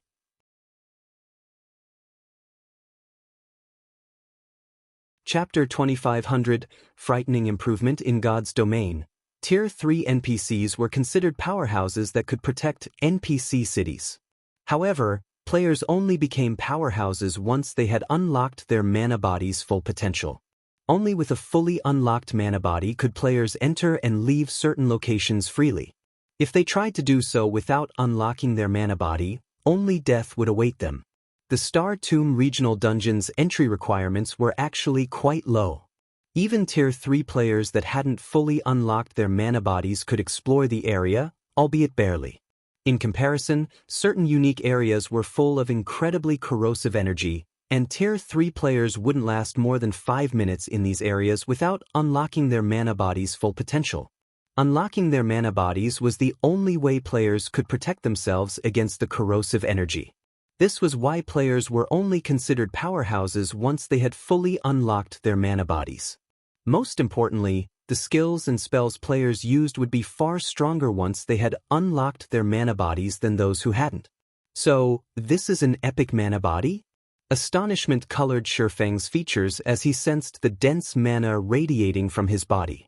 He had never dreamed that an epic mana body would be this powerful. Normally, a mana body relied on its own mana to function, but his mana body could attract ambient mana and use it to strengthen and nourish itself. His epic mana body had also coated his body with a thin barrier of mana. The barrier was easy to miss if one weren't paying close attention. It almost felt like a skin-tight suit. It trapped a significant portion of the mana radiating from him, drastically reducing the amount of mana wasted. Not only did this mana barrier improve his recovery, but it also ensured that the mana around him was far denser than normal. The addition of this mana barrier alone doubled or tripled his survivability in the fields, especially in low mana environments. When he fought in such harsh environments, he wouldn't have to worry about losing a significant portion of his combat power. Shifeng tried to manipulate his mana body, guiding the mana around him into his hands. He instantly felt like a black hole as the ambient mana gathered around him. In the blink of an eye, a faint layer of mana mist formed on the surface of his palms. Shifeng's fist then shot out as he punched the empty air. Space exploded around his fist as if the punch had created a vacuum. Space around him trembled at the power of the strike, and the core room's magic barrier shuddered. With this power, I can now likely solo a mythic monster of the same level, even without my berserk skills. Shifeng gasped when he saw the results of his punch. He had merely executed a normal punch, and he didn't even have his weapons equipped. The difference between a player's attack power with a weapon and without one in God's domain was massive. With Killing Ray equipped, his prior punches had only been able to break the sound barrier. He had only been able to make space tremble and create spatial tears when he used the secret technique, Lightning Flash. Yet now, without any techniques or weapons, he could exhibit power on par with when he wielded Killing Ray. An epic mana body provided horrific power. In his opinion, although mana bodies massively boosted players' strength, they didn't provide this much power. The benefits of unlocking his mana body thus far could already rival that of a fragmented legendary weapon. Moreover, he had only unlocked 100% of his mana body's potential. If he could push beyond that, his strength would rise to a whole new level. After 100%, every additional percent would provide tremendous power. As far as Shifeng knew, players had only reached 120% of their mana body's potential in the past. It was easy to imagine how frighteningly powerful 120% of an epic mana body's potential would be. Even transcending tiers would be possible. Elated, Shifeng started to practice Iliad's mana technique. He had now unlocked 100% of his mana body's potential. Going beyond that would take some time, and it would be as difficult as creating a master magic array for an apprentice magician. Fortunately, unlocking more than 100% of his epic mana body wasn't the only way to transcend tiers. He could also rely on the help of a mana technique. He had experienced Iliad's Holy Annihilation personally, and despite suppressing herself to Tier 3, the Heavenly Blue Saint's attack could instant-kill or heavily injure Tier 4 beings. If Shifeng could master Iliad's Holy Annihilation, the mana technique would prove significantly helpful. He hadn't been able to learn the technique earlier since he hadn't unlocked his mana body fully yet, but now that he had, he could truly practice the Holy Annihilation. Mana techniques weren't like combat techniques. Combat techniques consumed the user's stamina and concentration, But mana techniques, on the other hand, only consumed concentration. Players generally avoided using combat techniques in harsh environments, trying to conserve their stamina due to the heavy burden the environment placed on them. However, with a few exceptions, these harsh environments did not affect players' concentration consumption. Hence, God's Domain's experts that had grasped mana techniques, whether self-taught or learned from the system, had an easier time exploring the world, especially the maps with harsh environments. Now that Shi Feng had achieved his goals in visiting the Western continent, he needed to search for Solomon's Sword's remaining fragments to maintain his advantages and pave a smoother path for Aqua Rose and his other comrades as they aimed for Tier 4. If he put the task off, it would only be a matter of time before the various superpowers, with how fast they were developing, would overpower Zero Wing. If he could learn Eliade's mana technique now, not only would he have a much better chance of securing the fragments of Solomon's Sword, but he could also teach the technique to Aqua Rose and the others. As Shi Feng tried to mimic the way Eliade had executed the first sword, Lightshadow, the more the heavenly blue saint amazed him. Eliade's mana technique even seemed slightly stronger than the mana techniques the demon god, Atlok, had used. The first sword, Lightshadow, used all 7 elements, and executing the strike proved even more difficult than Lightning Flash, a bronze combat technique.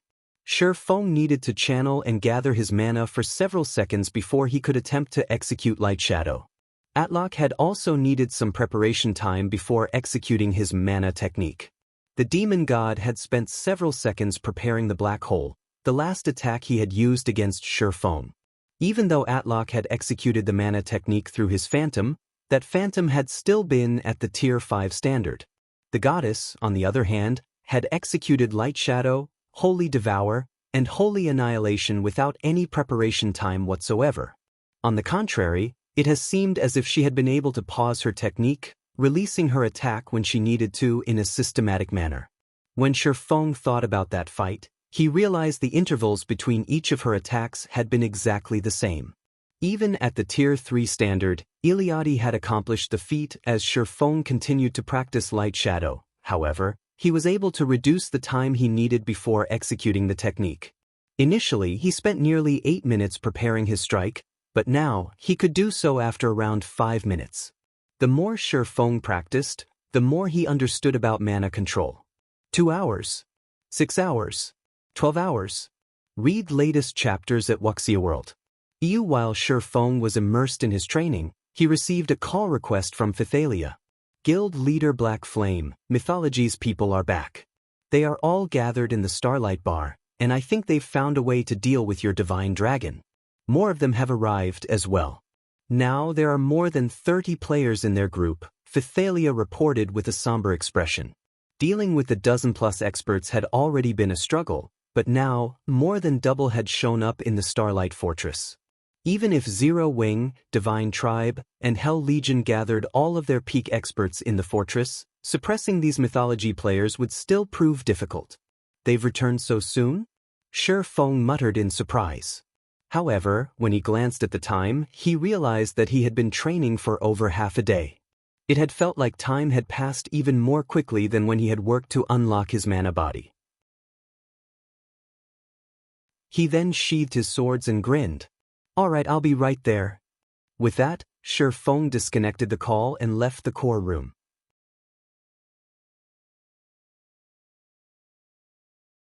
Chapter 25:01 Mythology arrives Starlight Fortress, Starlight Bar. The Starlight Bar was usually the most popular bar in the Starlight Fortress, but right now, the bar, which was half the size of a football field, was silent as everyone stared at the group of players in black, drinking quietly in the middle of the establishment. No one even dared to breathe too loudly. The rest of the crowd wasn't simply reacting in such a way because the black-clad players had appeared like a group of magicians. Rather, their reactions were due to the fact that every one of those players wore Mythology's guild emblem. So, they're the rumored experts from Mythology? Amazing! I see them, yet I can't sense their presence. How did they do it? It seems that even Mythology can't help but get involved now that the demon god's shrine had appeared. Once everyone had gotten over their shock at seeing these players, they quietly chatted amongst themselves. Some players were afraid, while others were excited. Mythology was one of the 5 great super guilds in the virtual gaming world.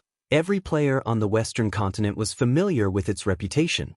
News of Mythology's black-clad players causing chaos had already spread throughout the fortress. Not only had these players avoided the Divine Dragon's wrath, but they had also managed to slay quite a few of Divine Tribe's experts. Even Phythalia, the commander of one of Divine Tribe's trump card legions, had lost her life in battle. In response, Divine Tribe had dispatched even more experts to patrol the Starlight Fortress's streets. It had even sent plenty of Tier 3 personal guards to join the patrols. However, not only had Mythology's experts snuck into the city again, but more of them had come as well. Now, they even congregated in the Starlight Bar, the fortress's most popular bar, drinking like normal customers. They treated the Starlight Fortress like they would their own hometown. Mythology is amazing, boss. They're completely disregarding the fortress's divine dragon. It seems the Starlight Fortress will soon have a new owner, the ruthless man from the Stormheart Adventurer team admired as he watched the black-clad players from Mythology. When he had encountered the Starlight Fortress's divine dragon, he had only felt fear. Players had no chance against it in his opinion, yet these black-clad players acted as if the divine dragon didn't even exist, coming and going from the fortress as they wished. Mythology's foundations were simply frightening. Mythology certainly is stronger than the other superpowers. Aside from those players' ability to conceal their presence, their combat standards are impressive. They're all bona fide peak experts. Several of them are even stronger than I am. I don't even know how I would fight that silver-haired youth leading the group. I don't think he's even human, Crow said as he observed Mythology's members, a trace of fear flashing in his eyes. If they decide to cause a scene in the fortress, there will be a mess, and no one will be able to do anything about it. With the situation as it is, even Zero Wing, with all its advantages, will have to make concessions for them.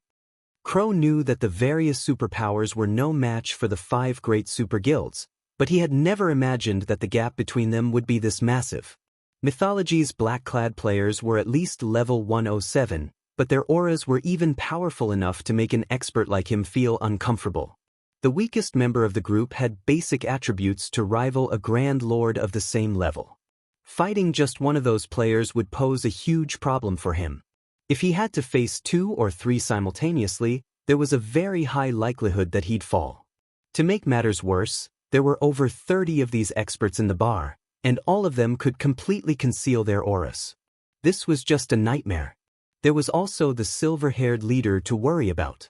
Although Crow could not sense the youth's aura, his instincts told him that if he came within 30 yards of the young man, his life would be forfeit. While the bar's patrons quietly watched Mythology's experts, the group in question acted as if none of the surrounding players existed at all, chatting with each other and utterly carefree. Commander, the higher-ups are being really stubborn. They still want us to negotiate with Zero Wing as a show of respect for Netherworld Empire. Why should we have to show anyone any respect? We should just capture the Starlight Fortress. With the fortress, Mythology can claim the demon god's legacy once the demon god's shrine activates. A tall, slim woman carrying a warhammer and sturdy shield grumbled.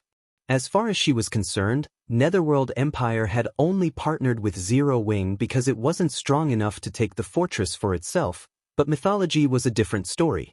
Capturing the Starlight Fortress wouldn't be difficult for her team, especially now that they had grown stronger. Not even taking out Netherworld Empire's Hell Legion would be an issue, let alone capturing the Starlight Fortress. They had no reason to fear the guild. I concur. We'd be better off giving Zero Wing a beating and taking the Fortress Lord's mansion. We shouldn't need to go to the trouble of targeting Divine Tribe to get at the Eastern Guild. If we don't teach him a lesson, Black Flame will think the West is just like the Eastern continent. A young assassin carrying 2 short swords added, nodding in agreement. Mythology's power was limited on the Eastern continent, and thus, what it could accomplish there was limited, but in the West, squashing Zero Wing would be child's play. Not even the Divine Dragon's protection could save Zero Wing's players. Mythology's foundations on the Western continent were just that far beyond what Zero Wing could imagine. Don't get careless. Netherworld Empire has its reasons for working with Zero Wing. Based on recent reports, Zero Wing already has 5 members with fully unlocked mana bodies. Those players are extraordinarily strong. If they show up, follow the backup plan. Activate your battle arrays and face them in 4-man cells. The rest of you will continue as we initially planned. If the Divine Dragon approaches, retreat immediately, the silver-haired team leader ordered, watching his impatient team members. Rest assured, Commander. Aside from the dragon, these players are nothing. I don't know how those Zero Wing players unlocked their mana bodies' full potential so quickly, but so what? The assassin youth loudly and fearlessly proclaimed. If Zero Wing's members really do show up, I'll make sure none of them leave alive.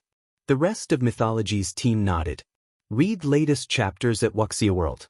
EU fully unlocking one's mana body might substantially increase one's combat power, but their advanced battle array was no trivial matter. As long as they activated their battle arrays, they could combine the strength of 4 players. The player that received all this power would be even strong enough to take down a mythic monster of the same level, much less Tier 3 players. If Zero Wing's members dared to show their faces, their team could slap them down with ease. Is that so? I'd like to test your claim then. Suddenly, everyone in the bar heard a deep voice, and the speaker immediately caused an uproar. Every player in the Starlight bar spun toward the speaker, assuming whoever had been so bold must be crazy. This player had just directly challenged Mythology's experts. They must be suicidal. 2 people, a man and a woman, walked into the bar. The woman was the beautiful, elegant Pythalia, while the man felt as dark as night.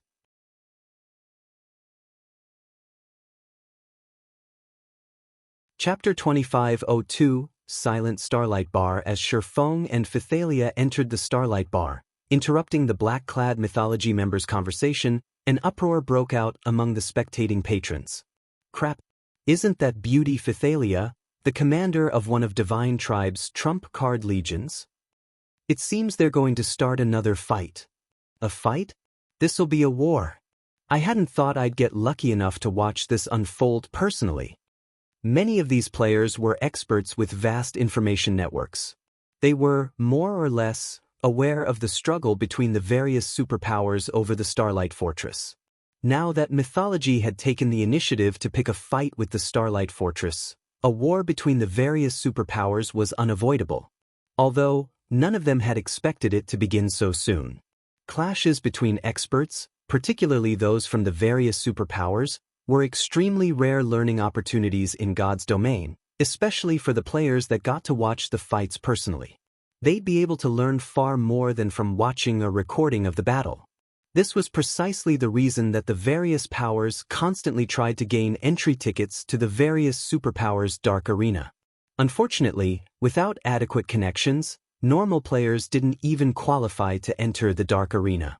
However, compared to the battle unfolding right before their eyes, the Dark Arena's battles were nothing.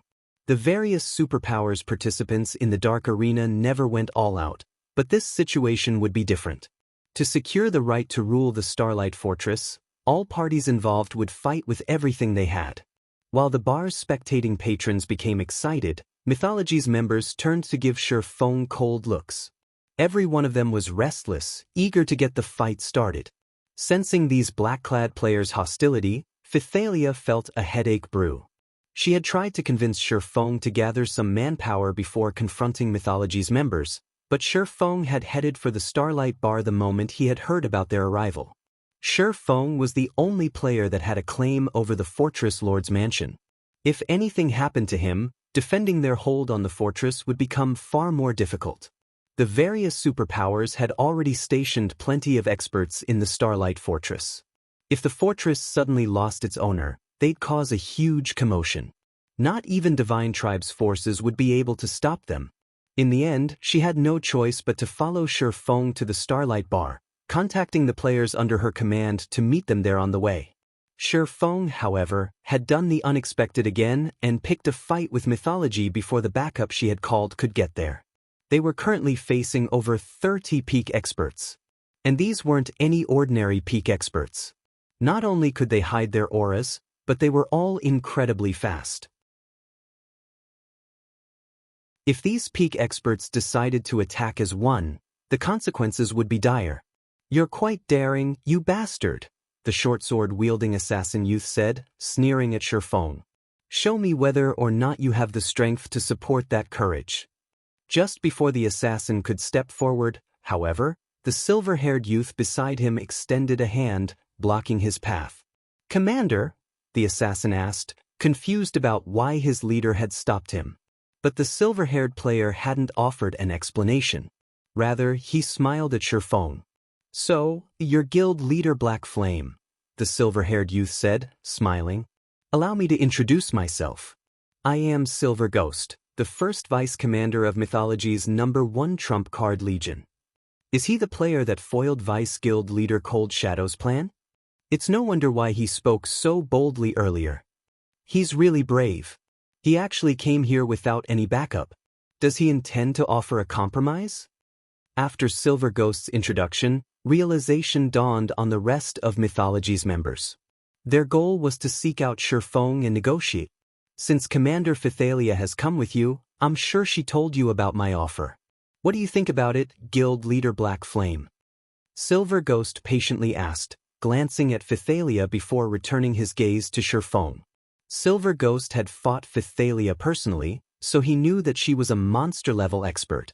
She also had a party of peak expert bodyguards. Normally, she and her bodyguards shouldn't have any issue defeating a 100-man team of Tier 3 experts. Unfortunately, his team wasn't here for Phythalia. Even with her strength, she had no chance against 3 or 4 of his subordinates. She'd be doomed if over a dozen of his teammates attacked at once. The only real threat in the Starlight Fortress was Netherworld Empire's Hell Legion. Not only did the Hell Legion consist of 300 Tier 3 experts, but they were all extraordinarily strong as well. However, if his team intended to cause chaos in this fortress, not even the Hell Legion was powerful enough to stop them. I have no reason to consider it. Since Zero Wing is strong enough to capture the Starlight Fortress, it's strong enough to hold it. If you want to fight, bring it on. Shifeng calmly stated, eyeing Silver Ghost. How unfortunate. Silver Ghost could only sigh at Shifeng's reply. Why are you still wasting your time with him, Commander? The assassin youth sneered. Let my group deal with him. If we don't teach him a lesson, he'll continue to assume that Mythology is powerless against him. That's right. If we don't show him our strength, he'll likely assume that we left earlier because we were afraid of him. The rest of Mythology's team nodded. Their previous visit to the Starlight Fortress had merely been a form of greeting. Now that Shifeng had rejected their goodwill, they had no reason to hold back. In fact, if they continued to act passively, Shifeng would treat their guild as a joke. Alright, your group can deal with him, but make it quick. Everyone else, pay attention to your surroundings. Retreat as soon as the Divine Dragon approaches. Silver Ghost said, granting the assassin youth permission to take action. Thank you, Commander. I'll make sure to end the fight quickly. The assassin youth replied with a hungry expression. He turned toward Shifeng and continued, You've been pretty arrogant, bastard. Let's see if you can back up those words. Suddenly, divine runes lit up all across the assassin's body and enveloped another 3 Mythology members behind him. A powerful aura began to radiate from the assassin youth, growing stronger by the second. After just 3 seconds, his aura was so intense that a sense of dread overcame everyone in the bar. How is his aura so powerful? It's almost as intense as a Grand Lord-ranked archaic species of the same level. The bar's patrons gaped at the young assassin. Is this a sample of Mythology's foundations? The situation shocked the ruthless man from Stormheart. Although it wasn't possible to determine a player's strength based on their aura, that aura would at least hint at their strength.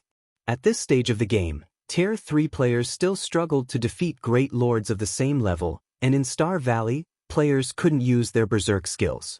If a player had the strength of a Grand Lord-ranked archaic species of the same level, they'd be able to move through Star Valley unhindered.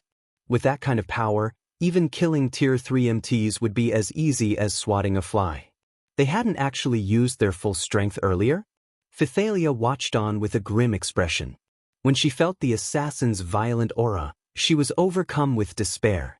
She had hoped that the Hell Legion's experts and Zero Wing's 5 experts, those that had fully unlocked their mana bodies, would be enough to suppress Mythology's invading experts, but seeing these black-clad players now, she found the idea laughable.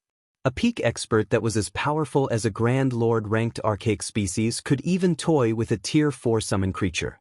After all, players' combat techniques allowed them to push their combat power to its limits, perhaps even beyond them. Aside from the Starlight Fortress's divine dragon, no one in the fortress could stop the assassin before her. An advanced battle array? Shifeng muttered when he saw the divine runes coating the assassin youth's body. You seem to know a lot, bastard, but that won't change anything. Licking his lips, the assassin youth continued, Now, I'll teach you just how foolish your decision was. The assassin then took a step forward, instantly vanishing. Neither he nor his aura could be found within the bar. It was as if he had never been there in the first place. I guess Zero Wing's guild leader is going to die, Crow, Stormheart's commander, said, closing his eyes. Not only did that young assassin have basic attributes that could rival a Grand Lord-ranked archaic species, but he could also completely conceal his presence. Crow couldn't even sense the youth's life aura. With such capabilities, that assassin was practically invincible among players. Fights between experts were typically so fast that they were impossible to follow with the naked eye. Thus, experts usually had to rely on all 5 senses during combat. Otherwise, their opponent would quickly overwhelm them. Now that the assassin youth had vanished, players couldn't rely on their sight to keep up with his ghostly speed. Trying to keep up was a joke. How was one supposed to find an enemy they couldn't even detect? Read latest chapters at Wuxia World. However, at the moment Mythology's assassin had vanished, Shifeng unhurriedly unsheathed Killing Ray and slashed the empty air to his right. Boom. Suddenly, the sound of clashing metal filled the Starlight bar, and an intense impact shattered the ground. All players within 30 yards of the swordsman stumbled back from the shockwave. Almost as everyone heard the first collision, another loud bang followed. A figure then slammed into the wall to Shifeng's right, indenting the wall. It was none other than the assassin youth that had only disappeared a moment ago.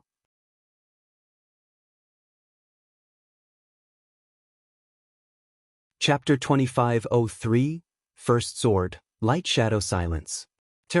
For a time, everyone in the Starlight bar became dumbfounded. Shifeng had deflected the young assassin, who seemed as strong as a Tyrannosaurus Rex and was fully capable of concealing his aura, with a normal attack. Who would ever believe this? Is he really a Tier 3 player? The ruthless man from Stormheart was stunned when he saw the assassin embedded in the bar's wall. The assassin youth still had most of his HP remaining, but that was precisely what frightened the ruthless man. If Shifeng had merely noticed the assassin's movement and found an opportunity to strike the youth's weak point, it would have still shocked the man, but he would have, more or less, understood how Shifeng's attack and thrown the assassin. However, seeing that the assassin had only lost a small amount of HP from the hit made it clear that Shifeng's sword hadn't struck the assassin directly. The youth had actually blocked the attack with his own blades. In a battle of brute force, the young assassin had lost. The assassin youth's basic attributes rivaled that of a Grand Lord-ranked archaic species of the same level. Not even ordinary Tier 3 players with active berserk skills were that strong. And yet, Shifeng had emerged victorious in a battle of strength. Moreover, the swordsman had done so without relying on skills or tools. He hadn't used a berserk skill either. He had merely executed a normal attack. When Mythology's other members saw the assassin embedded in the wall, they too were dazed. Sandstorm lost. How is that possible? Did he fail to control the battle array's power? All of these Mythology members knew just how powerful a player was after the boost from the advanced battle array the assassin youth, Sandstorm, had used. Sandstorm would even have the strength to take on Tier 4 mythic monsters, not to mention Tier 3 players. Using the advanced battle array was expensive, so they couldn't use it casually. The only reason that Silver Ghost had agreed was to prove Mythology's strength to Zero Wing. None of them had expected this outcome. Shi Feng had sent Sandstorm flying with a normal attack.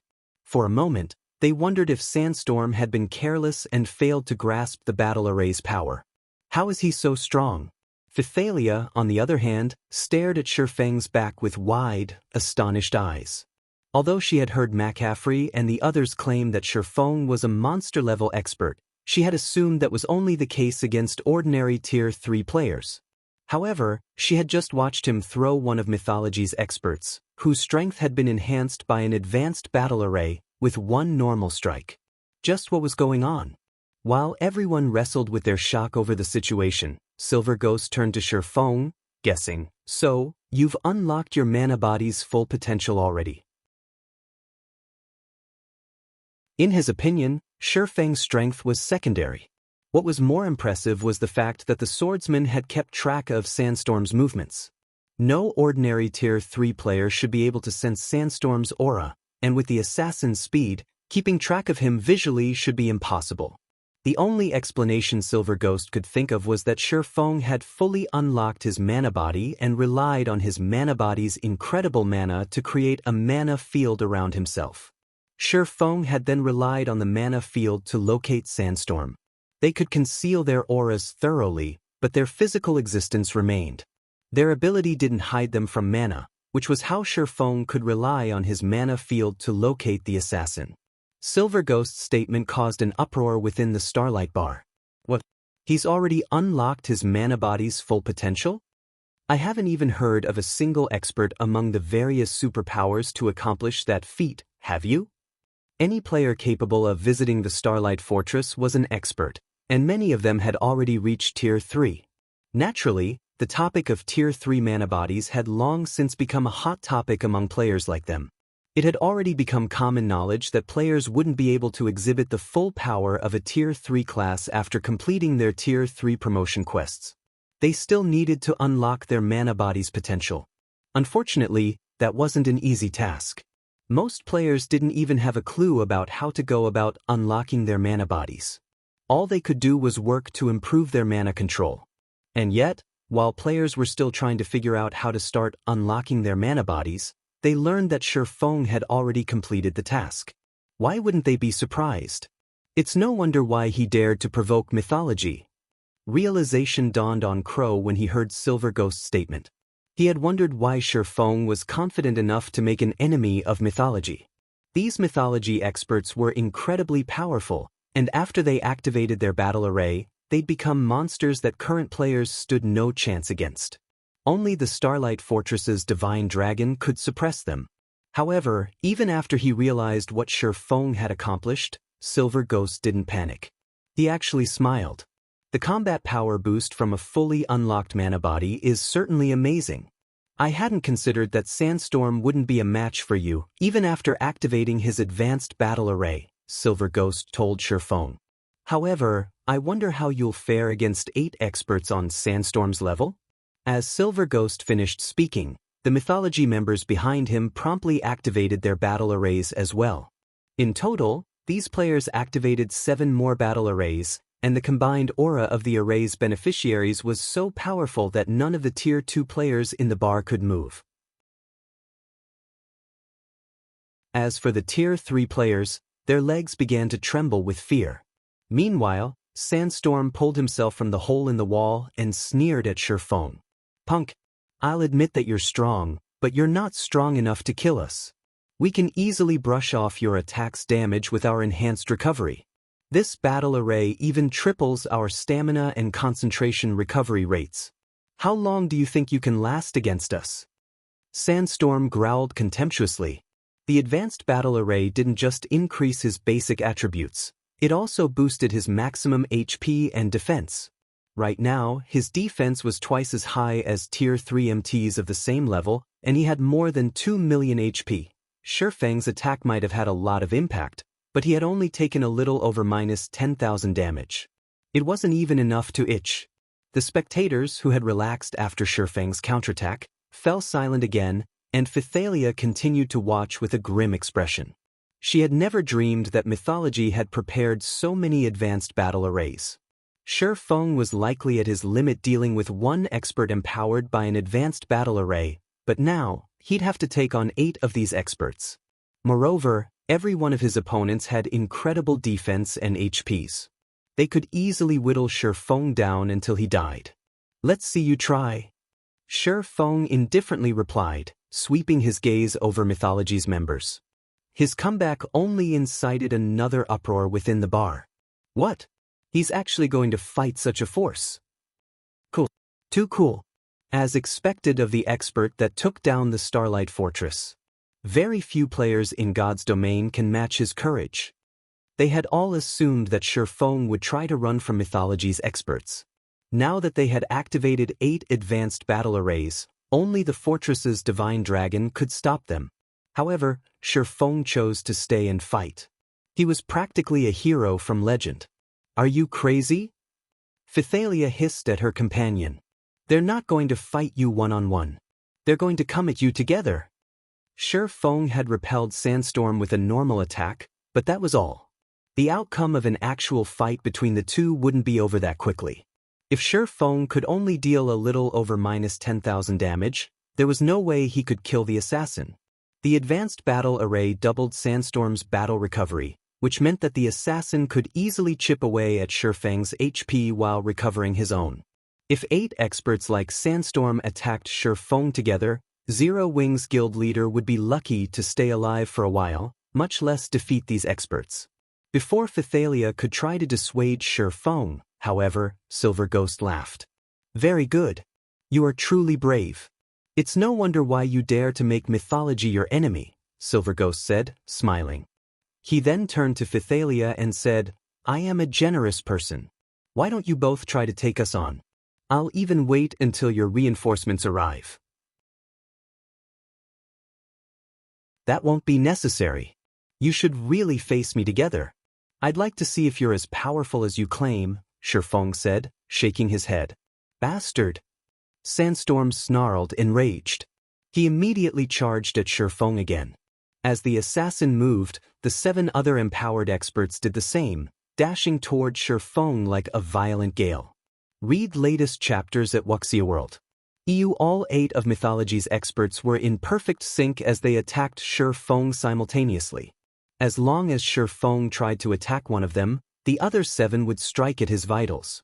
This was the same method they had employed to take down Pythalia.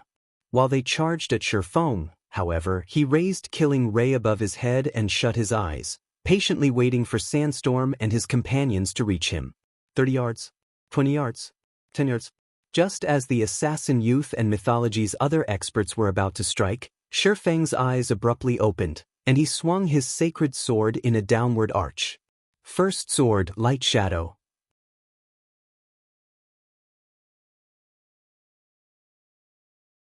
Chapter 2504, The Power of Mana Techniques. When Killing Ray descended, the mana around Shi Feng immediately gathered to form a phantom greatsword around the sacred sword. Immediately afterward, the phantom greatsword, which was 20 meters long, tore apart space. Those looking at the phantom greatsword from a distance noticed a pitch-black trail in the phantom greatsword's wake. A skill! When Sandstorm and the others saw the phantom greatsword ripping even space itself, they were sure that the greatsword's power was at the Tier 4 standard. They instinctively thought to dodge the attack. After all, although they possessed basic attributes rivaling Grand Lord-ranked archaic species of the same level, they were still a far cry from the Tier 4 mythic standard. However, Shi Feng's attack had appeared too suddenly and was too fast. Moreover, the attack had a very large AoE. Evading it was simply impossible. They had no choice but to receive it directly. Block it together! Sandstorm shouted.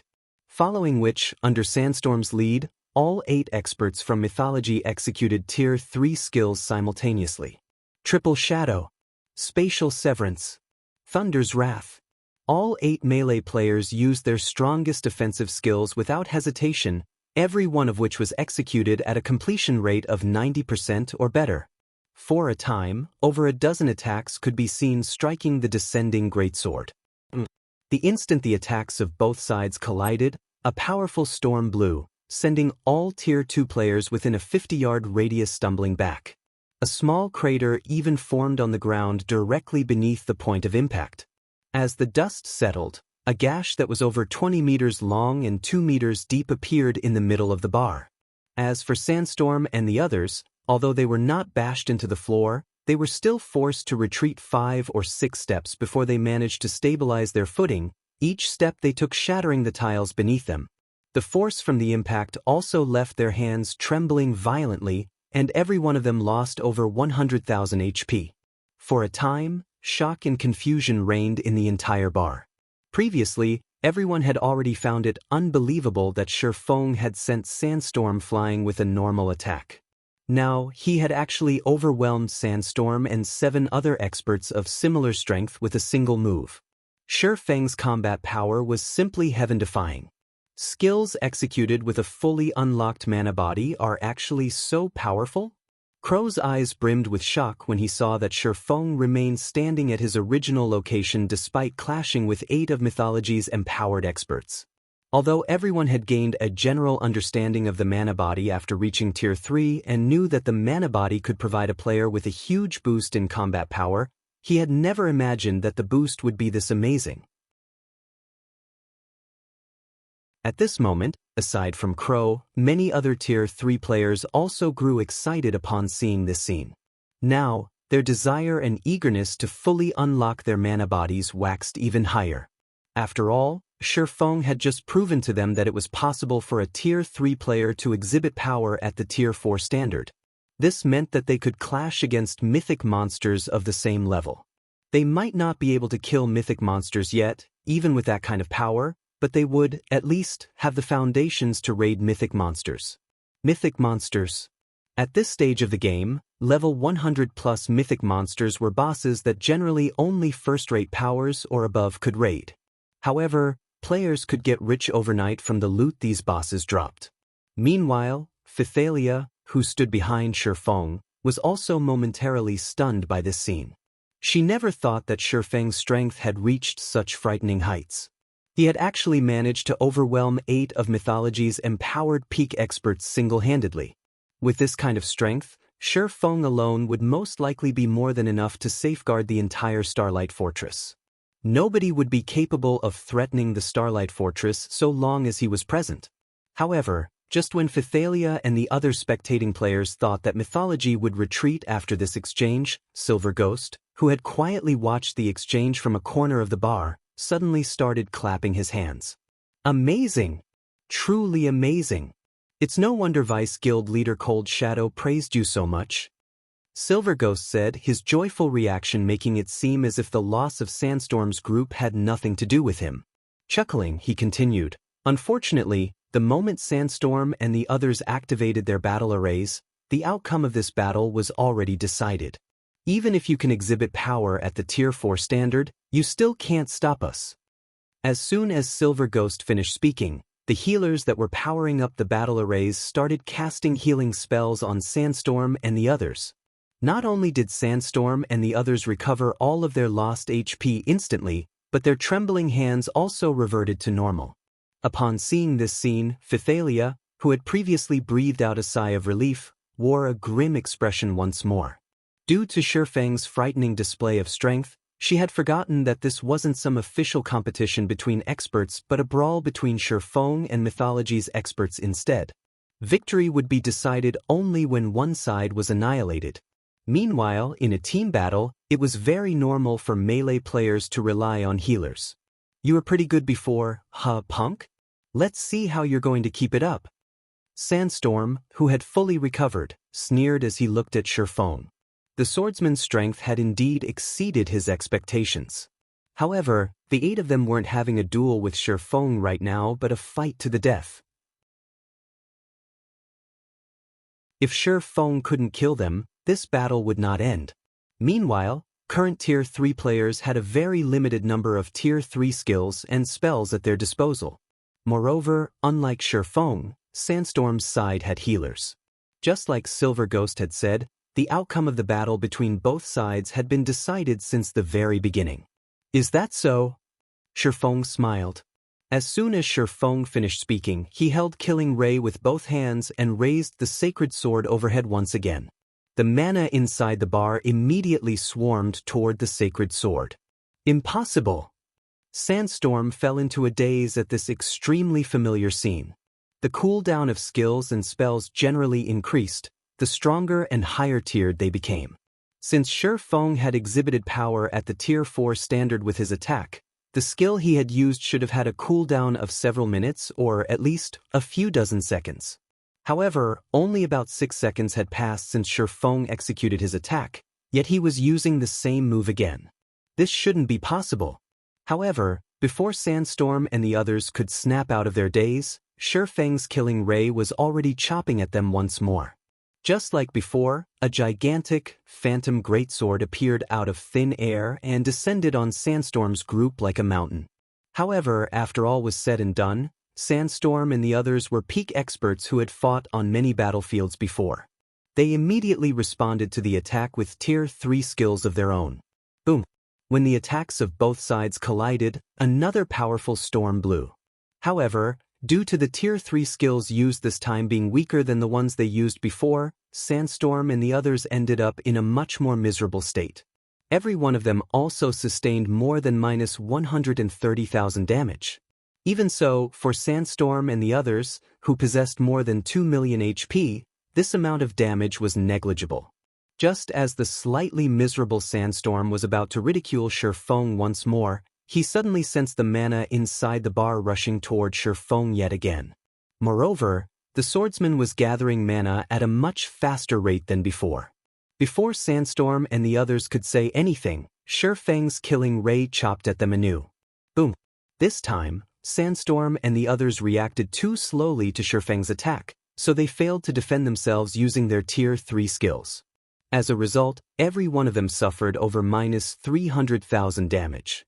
Read latest chapters at Wuxia World. Bastard! I've already said that the outcome of this battle has been decided from, although Sandstorm, who was close to kneeling on the ground, tried to retaliate with mockery. Before he managed to finish his words, Shi Feng swung killing ray down again. Thrice.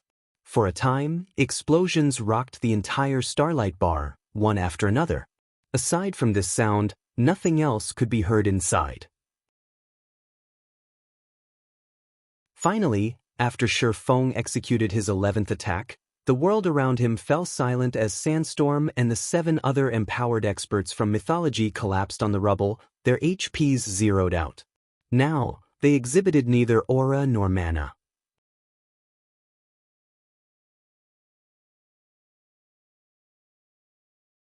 Chapter 25:05 One-Man Army. As the bodies of Mythology's 8 empowered experts started disintegrating into particles of light, time inside the Starlight bar seemed to freeze as everyone stared at Shi Feng's figure in stunned silence.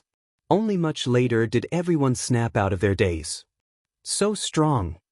So, this is the true power of a fully unlocked mana body? When everyone looked at the gash before Shi Feng, which was 4 meters deep and extended over 30 meters, they no longer had any words to describe their current feelings of shock and admiration. Although every one of Mythology's empowered experts was ridiculously strong and more than capable of annihilating all the spectating players inside the bar, in front of Shi Feng, Mythology's 8 empowered experts were as frail as little children. They didn't even manage to put up any resistance whatsoever before getting Anahil happy face. The strength Shi Feng displayed thoroughly shattered everyone's understanding of the strength of Tier 3 classes. At the same time, all of the independent experts present gained newfound hope. Originally, in a fight between Tier 3 players, the outcome would generally be determined by the number of Tier 3 players each side possessed. An individual Tier 3 player couldn't change the outcome of a team battle involving Tier 3 players. Hence, everyone believed that if Tier 3 independent players wished to avoid getting suppressed, they had no choice but to join a superpower. However, Shi Feng had thoroughly shattered this belief. In front of him, feared and revered Tier 3 players were nothing. Even a group of Tier 3 experts would fall to him in just a few moves. Shi Feng had proven that, even if one was alone, one could still play the role of an army. Just like the heroes of legends, he had the strength to change the fate of an entire kingdom or even an empire. Meanwhile, so long as they fully unlocked their own mana bodies, they, too, could replicate Shifeng's feats. Commander, with that kind of combat power, don't you think that Black Flame is stronger than the 5 great super guild's true monsters? The ruthless man from Stormheart asked Crow, his eyes filled with reverence as he gazed at Shifeng. Since Shifeng had single-handedly defeated 8 peak experts with combat power rivaling Grand Lord-ranked archaic species of the same level, his strength could definitely rank at the top among the experts on the Western continent. The feat he accomplished today would start a new chapter of development in God's domain and maybe even the virtual gaming world. Throughout the long history of the virtual gaming world, the various superpowers had constantly oppressed the experts belonging to non-superpowers. There was no way to reverse the situation. This was especially true with the 5 great super guilds that stood above even the various superpowers. The 5 great super guilds were not existences that individuals could hope to challenge. However, Shifeng had broken this curse time after time. First, Shifeng had made Netherworld Empire concede by using a divine dragon. Now, he had defeated Mythology's monstrous team with his own strength. Such amazing battle records would definitely be immortalized in the annals of the virtual gaming world. I don't know whether he is stronger than the 5 great super guilds' true monsters or not, but after today's battle, Black Flame's name will most likely spread throughout the Western continent. No one would dare have any ideas about the Starlight Fortress anymore, Crow said, excitement flashing across his eyes as he looked at Shifeng. The 5 great super guilds were the absolute titans of the virtual gaming world. Many newly risen superpowers might have challenged the 5 great super guilds before, but it had been over 2 decades since a non-superpower had dared to do so. Now, not only did Shifeng challenge Mythology's prestige, but he had even routed the great super guild. Just this point alone was more than enough to make Shifeng the topic of discussion for the Western continent's independent players and shake the foundations of the entire continent. This was because Shifeng's feat had illuminated the path for players that did not belong to the various superpowers. Moreover, with the strength Shifeng had just displayed, Crow believed that no one could threaten the Starlight Fortress so long as Shifeng was present. In fact, Crow suspected that, even if today's matter spread, no one would believe it. The benefits provided by a fully unlocked mana body are actually that excellent? While the spectating players inside the bar were filled with shock and excitement over this matter, Phythalia was gaping at Shifeng in surprise and confusion from behind him. In God's domain, any powerful skill or spell possessed a long cooldown, even Tier 0 skills and spells. However, Shifeng had executed the same devastating attack 11 times in a row, with almost no gap between each attack. He couldn't have executed a combat technique, as combat techniques relied on the movements of the physical body to execute powerful attacks. Moreover, combat techniques would not attract mana or make it manifest as a giant greatsword. The only explanation Phythalia could think of for this situation was that Shifeng's attack was a special effect resulting from fully unlocking his mana body. If that was the case, then what Divine Tribe needed to do from now on wasn't to devote its efforts to raiding super large-scale team dungeons or increasing the number of Tier 3 experts it had, but figuring out how to unlock the mana body of players. Otherwise, just one expert with a fully unlocked mana body could dictate the direction of a guild war. In fact, just the presence of one such expert might make raiding current super large-scale team dungeons possible. Meanwhile, the Mythology members still inside the bar were momentarily dumbfounded by this situation. They had never imagined that Shifeng would actually be powerful enough to destroy Sandstorm's group with just 11 attacks. Sandstorm and the others each boasted more than twice the defense of ordinary Tier 3 MTs. Their HPs also exceeded 2 million. They could survive against actual mythic monsters for quite some time. However, Shifeng had taken no more than 8 seconds to finish them off. He defeated Sandstorm's group so quickly that the rear-line healers couldn't save them. Vice Commander, 8 of our advanced battle arrays have already shattered. We only have 1 remaining. Should we continue fighting? A Tier 3 Ranger asked Silver Ghost. The advanced battle arrays they prepared were no ordinary items.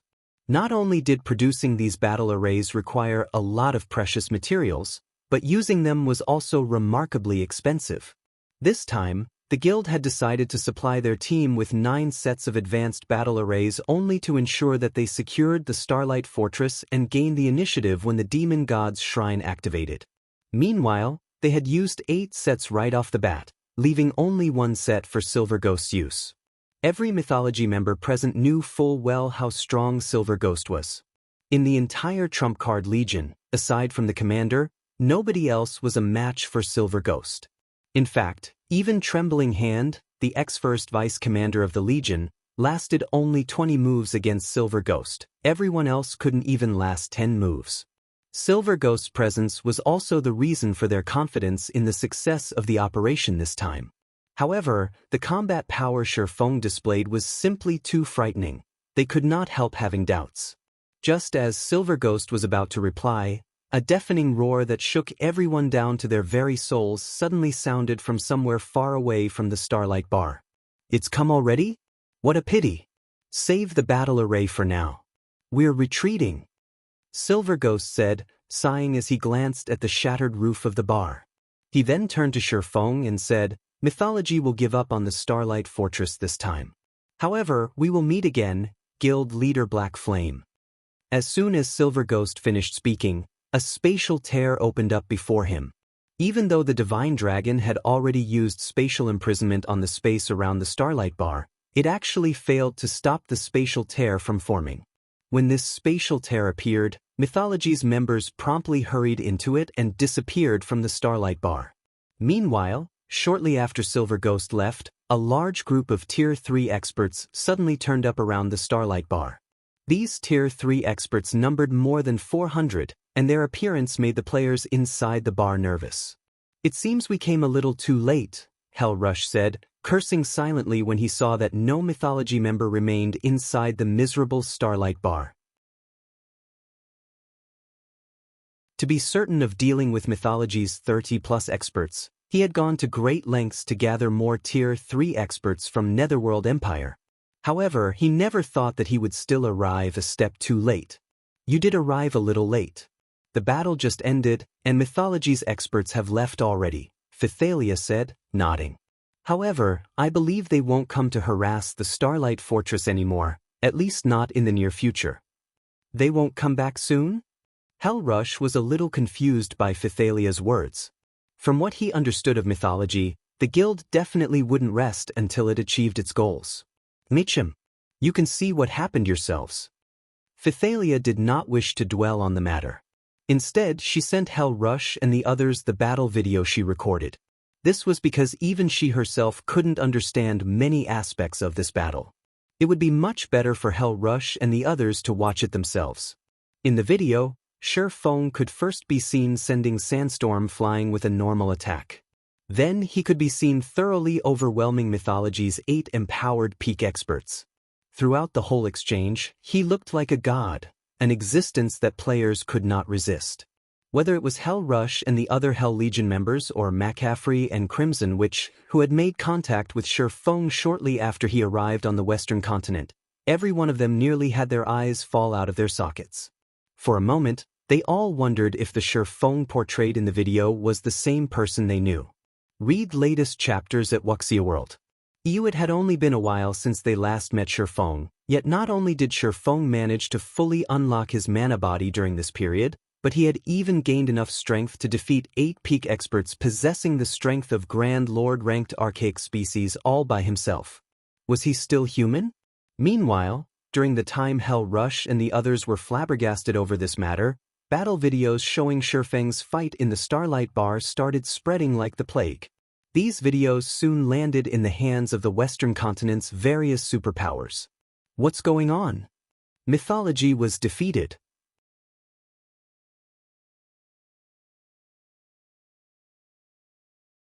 Chapter 2506, Fame spreads news of Mythology's defeat was like a magnitude 8 earthquake. None of the various superpowers could believe it. Previously, Netherworld Empire's concession had already been plenty shocking to them. However, Netherworld Empire's decision was still understandable, as the Divine Dragon really wasn't an existence that players could oppose. Now, despite Mythology having gained a method to evade the Divine Dragon's detection, it had still failed to gain control over the Starlight Fortress. Moreover, Mythology's failure wasn't even due to the Divine Dragon, but Shi Feng, a Tier 3 player. How could they possibly bring themselves to believe this news? This was one of the virtual gaming world's 5 great super guilds they were talking about. It had already been many years since an individual player could resist the assault of one of the 5 great super guilds. Every person who had attempted to do so had been thoroughly suppressed, left with no choice but to submit to the will of the 5 titans. Now, however, not only did Shi Feng stand in Mythology's way, but he had even single-handedly killed 8 of Mythology's monstrously strong experts. The various superpowers' upper echelons immediately took action. They not only abandoned all plans to make things difficult for the Starlight Fortress but also forbade the expert teams they had dispatched to Star Valley from causing any trouble inside the Starlight Fortress, especially when Shi Feng was known to be present inside the fortress. The reason for their decision wasn't just Shi Feng's repulse of Mythology's assault but his monstrous strength. Let alone killing a few Tier 3 experts, even annihilating a 100-man team of Tier 3 experts would be child's play for him. Shi Feng was truly a one-man army and an existence that had to be feared. In addition, the Starlight Fortress was currently the only captured fortress in Star Valley. If the various superpowers wished to develop properly in the Forbidden Land, then having access to the Starlight Fortress was a must. If they ended up barred from the fortress, they would definitely die of regret. As for taking direct action to capture the fortress, that was utterly impossible. After all, if even Mythology was helpless against the Starlight Fortress, what could they possibly do? For a time, the various superpowers experts that arrived inside the Starlight Fortress could be seen behaving obediently like harmless sheep. Meanwhile, inside the Starlight Fortress's Fortress Lord's mansion, Shi Feng was currently swamped with work. Due to Mythology's defeat and the various superpowers becoming meek, the number of players willing to visit the Starlight Fortress had skyrocketed. These new visitors included many merchant players.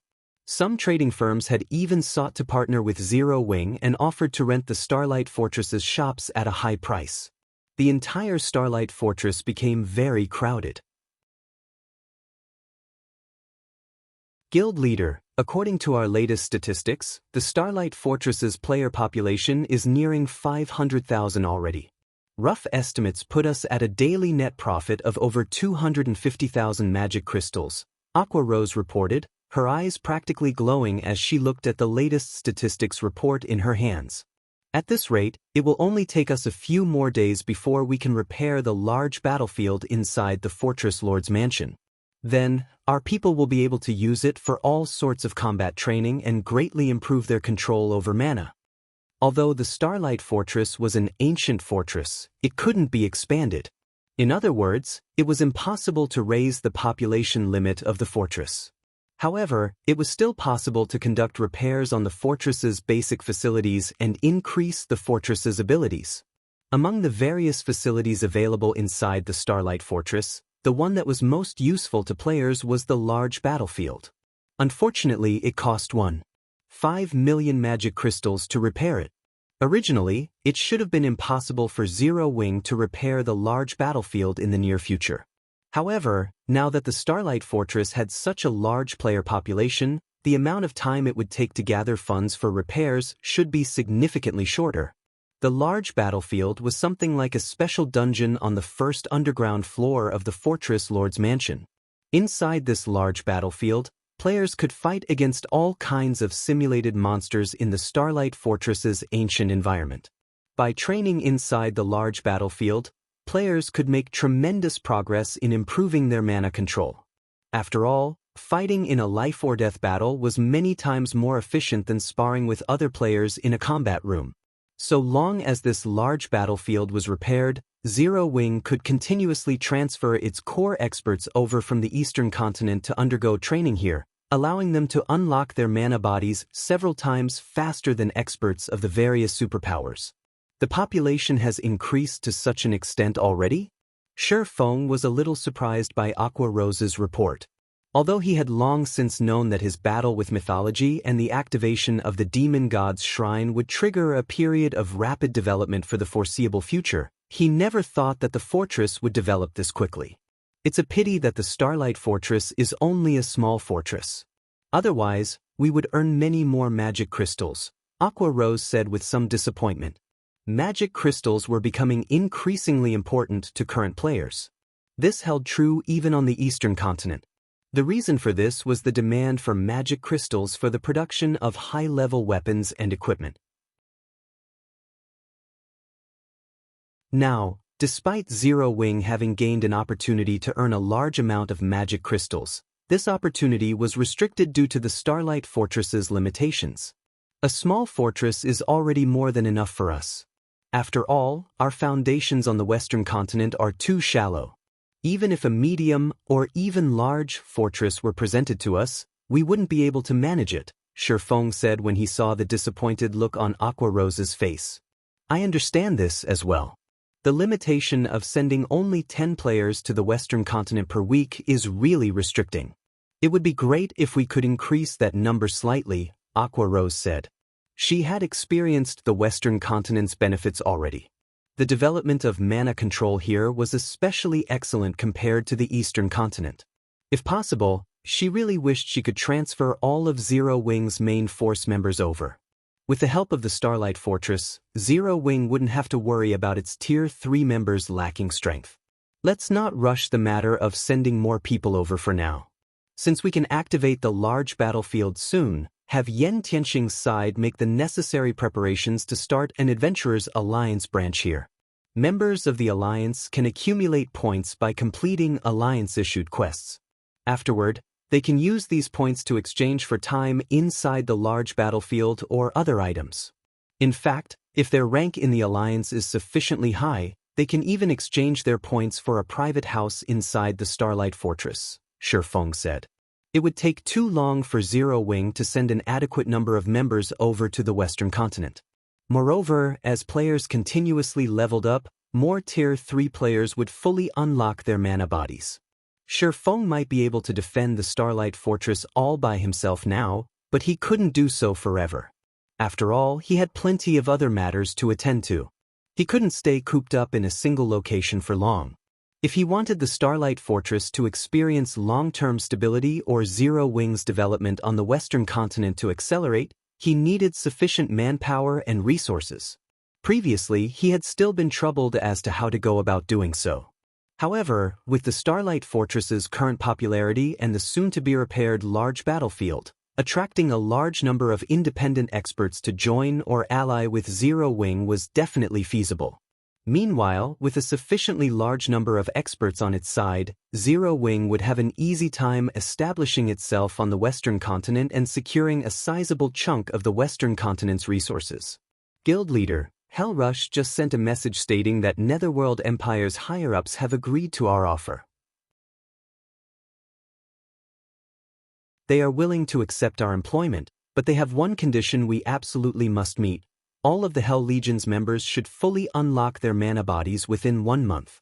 Otherwise, they want 20% of the Starlight Fortress's shares as compensation, Aqua Rose reported, frowning. Fully unlocking one's mana body was easier said than done. She and the others had managed to accomplish this feat only because they had the fortune of entering the Starlight Fortress's Legacy Gate and Legacy Room. Meanwhile, Netherworld Empire was asking Zero Wing to help the Hell Legion fully unlock their mana bodies. No matter how she looked at this situation, it was simply impossible. It seems they have finally thought things through. Shifeng smiled when he heard Aqua Rose's words. All right, agree to their conditions. Originally, he had considered Netherworld Empire's agreement to his offer unlikely. After all, the Hell Legion was Netherworld Empire's strongest trump card legion. Not only did the legion consist of 300 Tier 3 experts, but these players were experts among experts. Fortunately, it seemed that the performance he had put on with Mythology was quite effective. The Holy Annihilation mana technique was incredibly powerful. Just the first sword, Lightshadow, already allowed him to exhibit power at the Tier 4 standard. However, the complexity of Lightshadow was far greater than even bronze combat techniques. The burden it placed on its user's concentration was likewise much greater than that of a bronze combat technique. Read latest chapters at Wuxia World. After executing Lightshadow 11 times in a row, he had expended more than half of his concentration already. Had he executed Lightshadow a few more times, he might have entered a state of mental exhaustion. Then his opponents could have slaughtered him. Guild leader, we're talking about helping them fully unlock their mana bodies in 1 month, Aqua Rose said worriedly. If Netherworld Empire's demand were simply to upgrade the Hell Legion's level or equipment standard, she wouldn't have been too concerned. However, players mainly had to rely on themselves to unlock their mana body. There were too many variables that could affect this process. Meanwhile, as more time passed, the number of Tier 3 experts Zero Wing possessed would continuously increase. There was no need for Zero Wing to be in such a rush to gain Tier 3 experts, using even the Starlight Fortress as a wager. Relax. The process of unlocking the mana body isn't as difficult as you think, Shifeng said, chuckling as he looked at Aqua Rose. Moreover, many matters in God's domain need to be done sooner rather than later. A delay would mean missing out on many opportunities. In any case, now that Netherworld Empire has agreed to our offer, it's time we returned to the Eastern Continent. If it were before he had fully unlocked his epic mana body, he really wouldn't be confident of fulfilling Netherworld Empire's condition. However, after absorbing the bountiful knowledge in Eliade's memory crystal, helping the Hell Legion's experts fully unlock their mana bodies within 1 month wasn't a difficult task at all. After all, every one of the Hell Legion's experts was a genius even in the eyes of the various superpowers.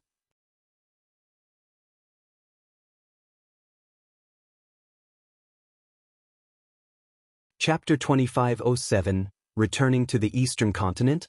We're returning so soon? But we just managed to stabilize the situation here. The Starlight Fortress has also just entered a phase of rapid development. If we leave now, I'm afraid problems will crop up in no time at all. Aqua Rose could not help being confused when she heard Shifeng say that they were returning to the Eastern Continent. The Starlight Fortress aside, what should we do about the Hell Legion's 300 experts? Do you intend to have them guard the Starlight Fortress, Guild Leader? Currently, the importance of the Starlight Fortress was not the slightest bit inferior to the Eastern Continent's Stone Forest City. In fact, the fortress was generating a much larger income in magic crystals than Stone Forest City. It would be a huge waste if they simply packed up and left after making a quick buck. However, the most important aspect of the Starlight Fortress wasn't the magic crystal income it generated but its environment. The Starlight Fortress's ancient environment made it the best location for developing one's mana control on the Western Continent. Although the Starlight Fortress can bring us a ton of wealth and resources, it is just a tiny area on the Western Continent. If we wish to have a truly stable foothold on the Western Continent and gain a constant supply of resources from it, we need a kingdom or empire of our own. With just the number of players the Starlight Fortress is capable of attracting, securing a place of our own on the Western Continent will be a pipe dream, Shifeng explained, smiling. Therefore, before the Eastern Continent's superpowers shift their development focus toward the Western Continent, we need to occupy as many teleportation portals on the Eastern Continent as possible and send our members over. Otherwise, with just the one portal we currently possess, securing our hold over the Starlight Fortress will be our limit. Originally, he had not planned on extending Zero Wing's development to the Western Continent, merely on gaining some additional resources for the guild. After all, travel between the two main continents was simply too difficult. With Zero Wing's current ability, developing on both continents simultaneously was impossible. However, after acquiring the Starlight Fortress and the Silver Divine Dragon, as well as witnessing the power of mana techniques, he had changed his mind. During his previous life, the various superpowers had not placed much importance on mana techniques. Hence, he had thought that mana techniques were nothing to write home about. However, after witnessing and learning the Heavenly Blue Saint Eliade's mana technique, he understood just how much help mana techniques could provide players in challenging their future promotion quests. This was especially true for the Tier 4 promotion quest. Mastering a proper mana technique should reduce the difficulty of players' Tier 4 promotion quest by at least 30%. Even if players failed to master a mana technique, the knowledge they gained should still improve their combat power by a significant margin. After all was said and done, Tier 3 was only a transitional phase for the various powers of God's domain. Ultimately, the ones who would truly decide the strength of a power would be the experts standing at the peak of the game. This was also the reason why first-rate powers could never compete with the various superpowers. Meanwhile, the Starlight Fortress was currently the best location for players to develop their mana control. However, the current teleportation portal Zero Wing controlled only allowed a maximum of 10 players to be teleported to the Western continent each week. Just transferring all official and reserve members of Zero Wing's main force to the Western continent would take several months. By then, everything would be too late. Time waited for no man.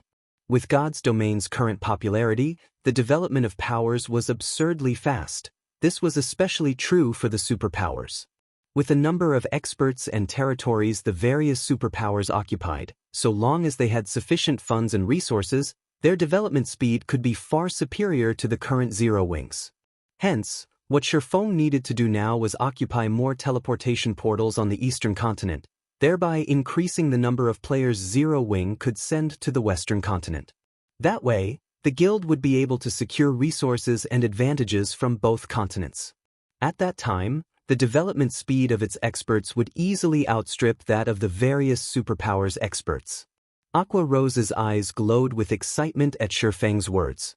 If Zero Wing truly became capable of teleporting a large number of experts over to the Western continent, then the guild would no longer have to worry about clashing with the various superpowers in the future. It might even become a true superpower.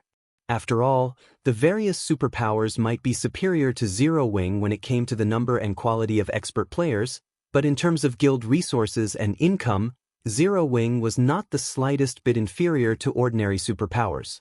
Guild leader, in that case, why do we need to employ the Hell Legion?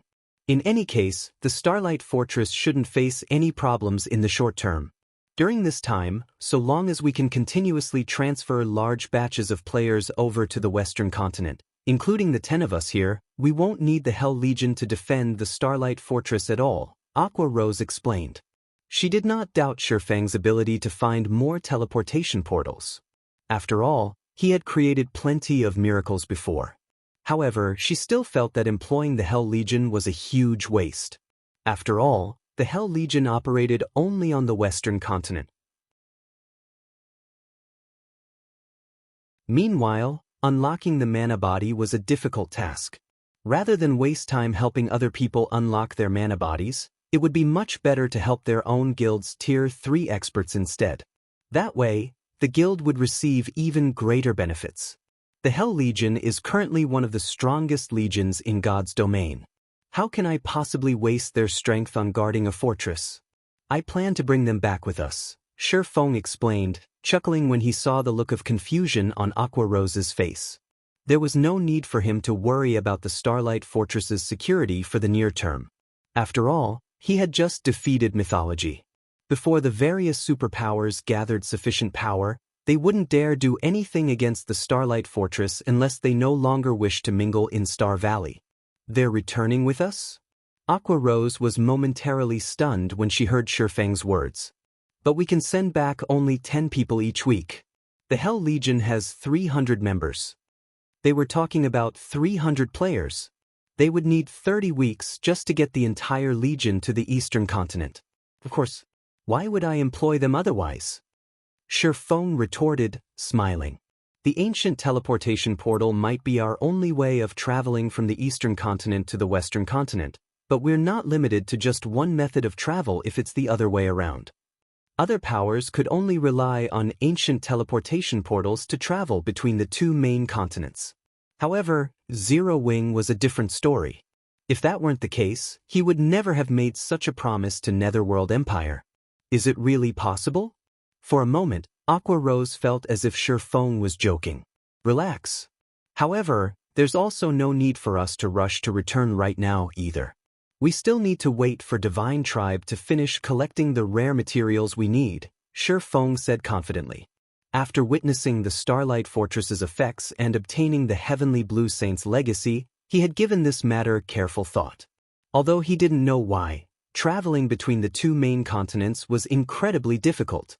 However, for some reason, players in the various other worlds had a very easy time traveling to the two main continents. Taking advantage of this point, he was fully capable of bringing everyone to an otherworld first, then returning to the eastern continent via said otherworld. Opening a path to an otherworld might be difficult for other people, but it was a simple task for Feng. This was because he possessed the legendary item Moloch's Ring.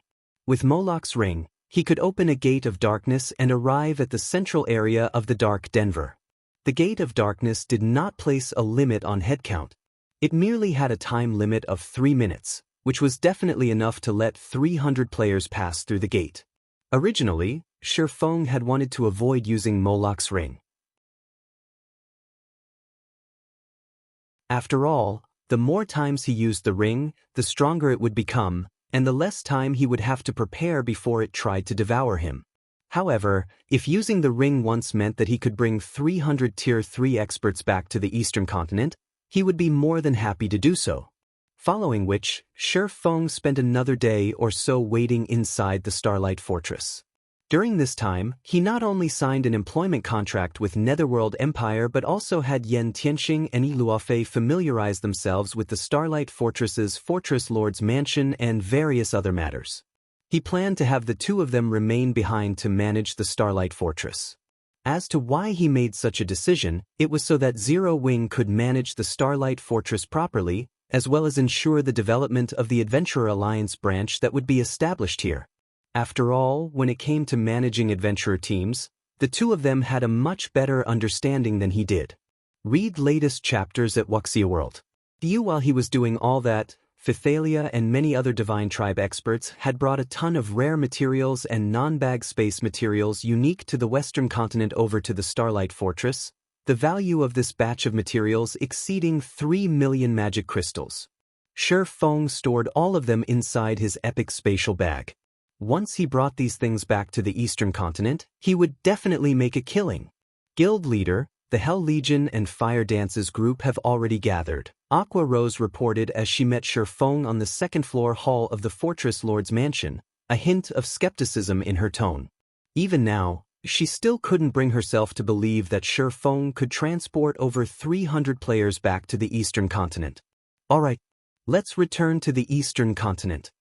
Feng could not help smiling when he saw Aqua Rose's expression. He then started incanting and summoned a gate of darkness in the second-floor hall.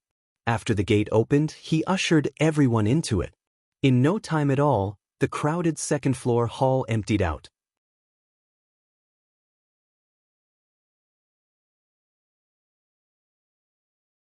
Chapter 2508 Changes to the Dark Den. In a rainforest at the periphery of the Dark Den central area, a huge gate made entirely of black fog suddenly appeared. The frightening amount of energy the gate radiated prompted the demonic creatures nearby to retreat involuntarily as they stared nervously at the 6-meter-tall gate. After the gate opened up, figures of players walked out of it in quick succession. What kind of place is this? The gravitational force here is so strong. It practically rivals the Star Tomb's first floors. Thunder Beast, who had just set foot into the rainforest, exclaimed in surprise. The dense power of darkness enveloping this rainforest aside, just the high-gravity environment here was more than enough to have a Tier 2 player's combat power. Even Tier 3 players, like Thunder Beast himself, were affected quite significantly. The mana here is also very dense. Close to 50% of the mana found inside the Starlight Fortress. If we can engage in combat here long-term, it'll definitely provide significant help toward honing our mana control, a Tier 3 elementalist said excitedly. Although the Starlight Fortress's ambient mana was much denser than this rainforest's, combat was prohibited inside the fortress. However, in God's domain, if players wish to improve themselves, the fastest way to do so would be by participating in life-or-death battles. Fighting in mana-dense environments was particularly effective, as players would have a much easier time controlling their mana, which would, in turn, allow them to practice and familiarize themselves with their mana control more efficiently. At this point, the eyes of the Hell Legion's members glowed with excitement. This was because the rainforest teemed with monsters above level 100.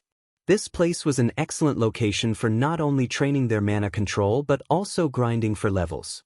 Hellrush and the others immediately understood why Shifeng was so confident that he could help them fully unlock their mana bodies in 1 month. If they could fight in such an excellent environment, fully unlocking their mana bodies in 1 month would indeed be feasible.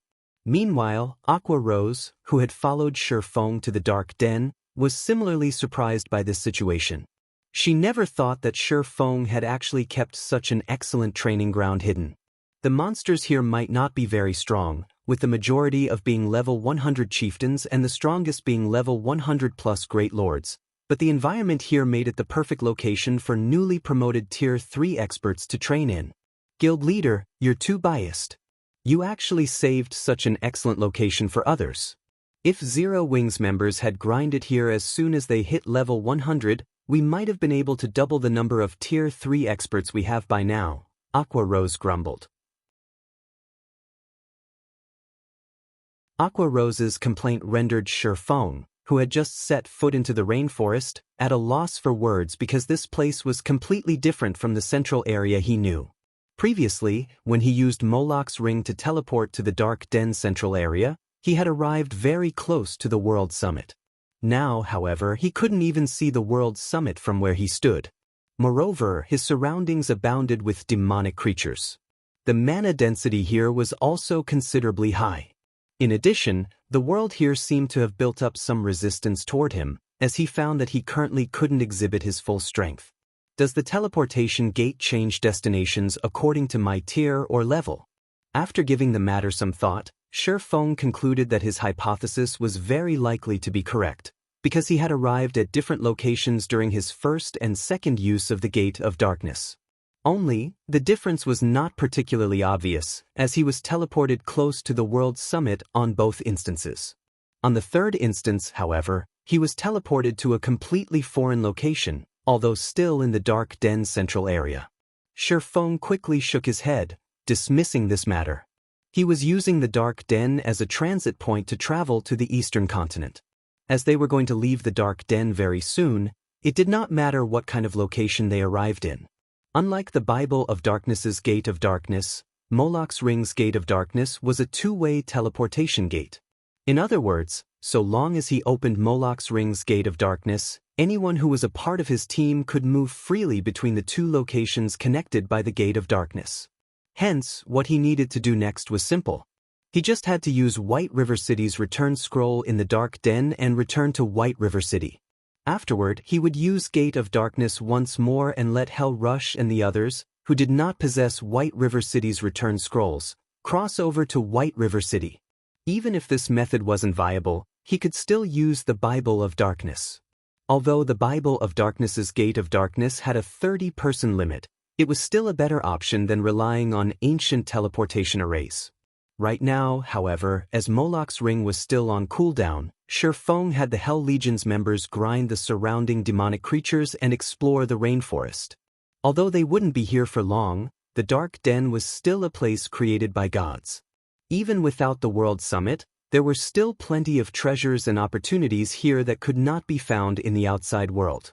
If they were lucky, they might gain a significant harvest. At the very least, it would be much better than sitting around doing nothing for an entire day. Guild leader, there's a town that's protected by a magic barrier right outside the rainforest.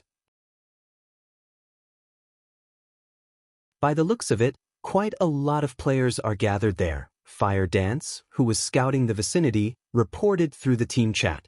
A town protected by a magic array? Fire Dance's report piqued Shifeng's interest. Is it one of the Dark Den's shelters? From what he knew, the Dark Den should have only shelters, not towns or cities. Shelters operated differently from the NPC towns and cities found in the outside world. Every shelter had its own unique abilities and produced its own specialty products. The higher ranked a shelter was, the better its specialty products. Meanwhile, with the shelter Fire Dance reported being in a level 100 plus map, its rank was definitely very high. Moreover, aside from specialty products, the Dark Den was also rich in gemstones, which were in short supply on the main continent. Guild leader, should we head over? Fire Dance asked. Of course, Shifeng said, nodding. This is an opportunity to make a fortune. Previously, Shifeng had been incredibly busy. In addition, the Bible of Darkness was necessary to suppress Moloch's ring, so he couldn't pass the Bible of Darkness to somebody else. As a result, aside from the occasional offline reports he received from Blue Frost and the others, it had been a very long time since Zero Wing had direct contact with the Dark Den. Shifeng had earned a lot of magic crystals and coins via the Starlight Fortress. Just the magic crystals he currently had on hand exceeded 600,000, while his coins totaled over 200,000 gold. He could use this opportunity to purchase a bunch of items to resell on the eastern continent. Moreover, attribute gemstones were much more valuable than magic crystals and also much more useful to players. Following which, Shifeng led Aqua Rose and the other members of Zero Wing toward the Shelter Fire Dance found. The Hell Legion's members showed no interest in the shelter at all, opting to remain behind. They only wanted to continue grinding and honing their mana control. After all, Shifeng had already told them that they would be leaving this precious training ground soon. Hence, they needed to cherish this opportunity and improve themselves as much as possible. The Shelter Fire Dance found was at the foot of a mountain range, with mountains at 3 of its 4 cardinal directions. Since shelters were under constant assault from demonic creatures, it was undoubtedly strategically located. As Shifeng's group arrived within several hundred yards of the shelter, he finally got a clear look at it. Although this shelter wasn't particularly large, only the size of an advanced town in the outside world, the defensive magic array protecting it was incredibly powerful, capable of resisting the attacks of Tier 4 monsters for a very long time. In a level 100+ map, a shelter with a defensive magic array of such caliber would definitely be considered a very safe location. This was also the reason why plenty of players resided in this shelter. Shifeng estimated that the shelter could easily accommodate over 200,000 players. A player population of 200,000 might not be anything significant compared to the towns found in the outside world, but in the Dark Den, with its low player population, this was a very frightening number. Moreover, the residents of this shelter were very strong. Even the lowest level player Shifeng had spotted was level 104. At level 106 and level 107, the higher level ones could rival the levels of the various superpowers peak experts found in the outside world. The shelter's players were also considerably well equipped, with the weakest piece of equipment on them being level 100 Mysterious Iron rank and the majority being level 100 Secret Silver equipment. Some experts were even fully geared in level 100 Fine Gold weapons and equipment. However, for some reason, most of the weapons and equipment of these players stopped at level 100. Extremely few players sported level 105 equipment. In fact, even level 105 Mysterious Iron equipment was incredibly rare. When Shifeng's group arrived at the shelter's entrance, a level 106, Tier 3 female swordsman who looked both beautiful and capable suddenly approached them. "I believe you are Vice Guild Leader Blue Frost's teammates? I have been waiting for you for a long time now," the female swordsman said excitedly. "May I know when Vice Guild Leader Frost will arrive?" Blue Frost. Shifeng could not help growing confused at this situation. The female swordsman before him was considerably strong. Not only was she at the Flowing Water Realm standard, but she was also just one small step shy of the Void Realm standard. When the female swordsman saw the confusion on Shifeng's face, she pointed at the 6-winged emblem he wore and asked strangely, "Are you not Vice Guild Leader Frost's companions?" Read latest chapters at Wuxia World. EU at this stage of the game, Tier 3 players were still incredibly rare, and Tier 3 players wearing Zero Wing's guild emblem were even rarer. Hence, she had concluded that Shifeng's group should be Blue Frost's companions. "We are indeed companions, but probably not in the way you think we are," Shifeng explained. "So, Vice Guild Leader Frost's team still couldn't make it in time?" The female swordsman grew a little dejected when she heard Shifeng's words. Meanwhile, as soon as this female swordsman finished speaking, a clear and pleasant voice suddenly came from a short distance away. "Graceful, I told you long ago that rather than inviting Zero Wing's Blue Frost, it would be much better to invite Crimson Emperor's Vice Guild Leader Fantasy, yet you refused to listen. Now we're doomed."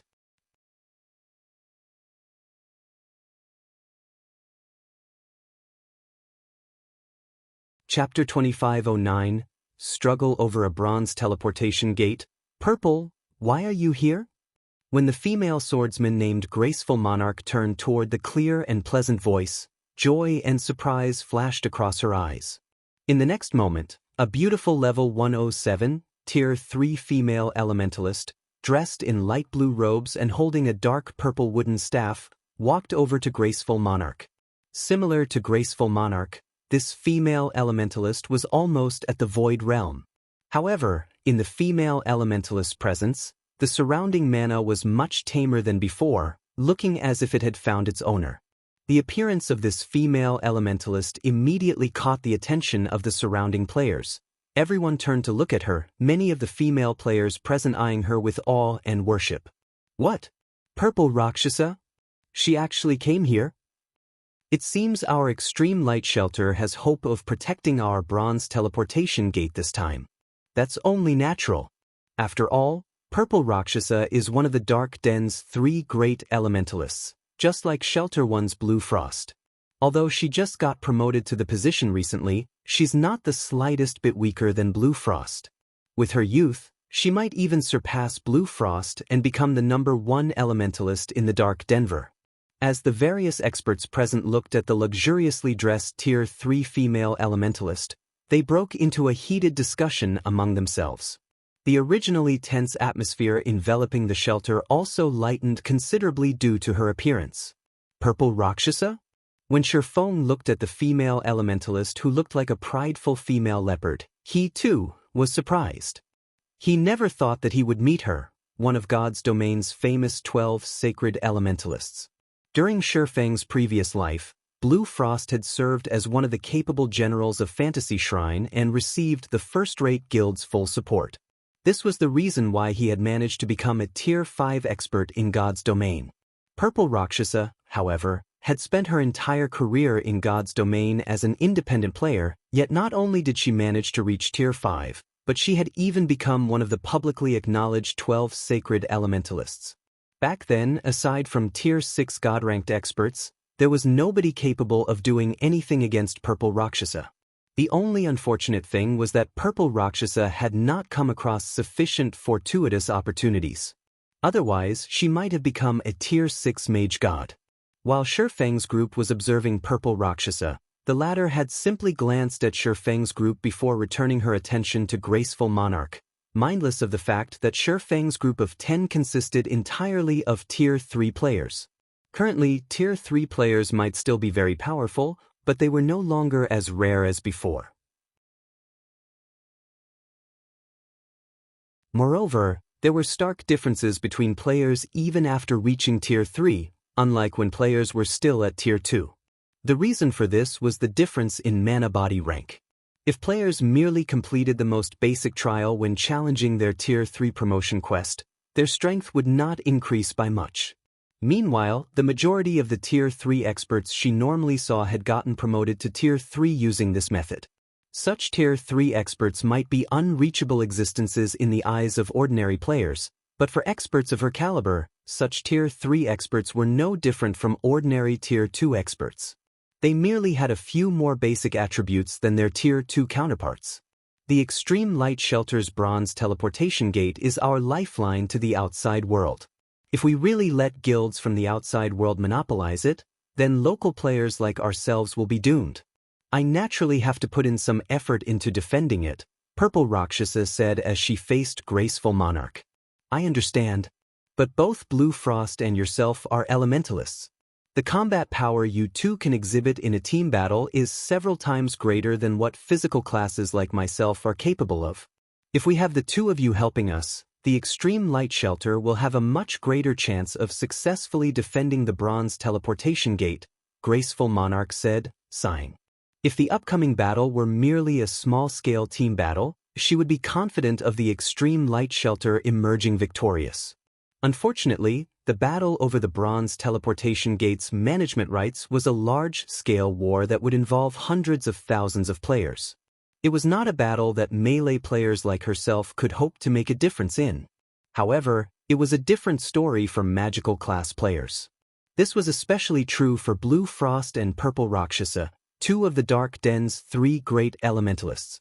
Both of them possessed plenty of Tier 3 large-scale destruction spells, which would be extremely valuable in the upcoming war.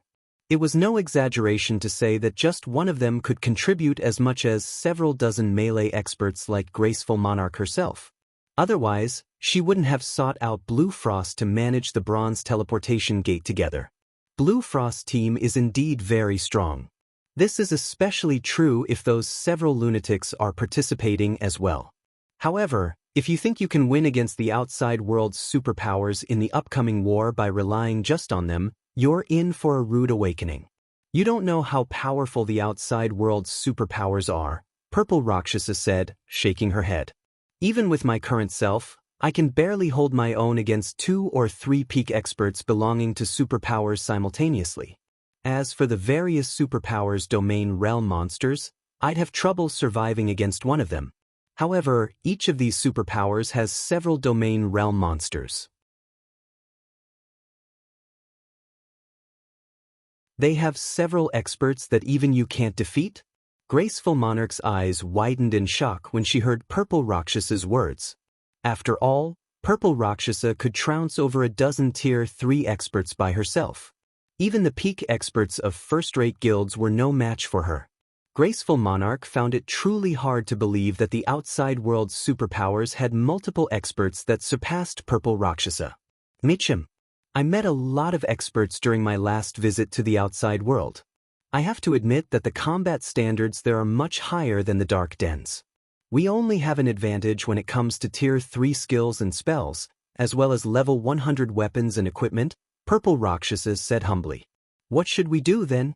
If what you say is true, our shelter doesn't stand a chance, Graceful Monarch said, frowning.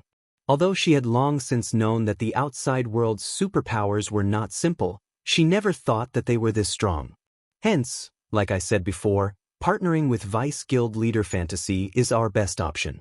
With Crimson Emperor's help, we can easily secure our hold over the Bronze Teleportation Gate and gain more time for preparations, Purple Rakshasa advised. She then glanced at Shifeng's group before continuing. Otherwise, even if Shelter One's experts arrive, we will still lose the gate. It seems we have no choice but that, Graceful Monarch said, consenting to Purple Rakshasa's suggestion. She knew that the elementalist never lied. Hence, when she saw the serious expression on Purple Rakshasa's face, she understood that the chances of the extreme light shelter winning without Crimson Emperor's help was minuscule. Following which, Graceful Monarch had Purple Rakshasa contact Crimson Emperor's side before turning her attention to Shifeng's group. I apologize for mistaking your identities before. I also hope that you don't take Purple Rakshasa's words to heart. She's not looking down on Zero Wing. It's just that the Extreme Light Shelter's future is at stake right now. As compensation, read latest chapters at Wuxia World. I can represent the Extreme Light Shelter in offering you a 20% discount on all expenditures inside the shelter today. However, as the Extreme Light Shelter will be fighting a war soon, I advise you not to stay for too long. Otherwise, you're likely to get embroiled in the fight. If that happens, you'll have a difficult time leaving, Graceful Monarch said in an apologetic tone to Shifeng. Meanwhile, just as Shifeng was about to say something, Purple Rakshasa suddenly walked over with an excited look on her face. Graceful, good news. Vice Guild Leader Fantasy and her team has arrived already.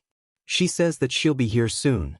At that time, you can negotiate the partnership with her, Purple Rakshasa said, looking at Graceful Monarch. Shortly after Purple Rakshasa finished speaking, a group of players appeared on the street some distance away. Standing at the head of this group of players was a female cleric with a charming appearance. The arrival of this group of players caused an uproar among the nearby players. This was because every member of this 100-man team was actually a Tier 3 player. The number of Tier 3 experts in this team almost equaled the total Tier 3 player population of the Extreme Light Shelter.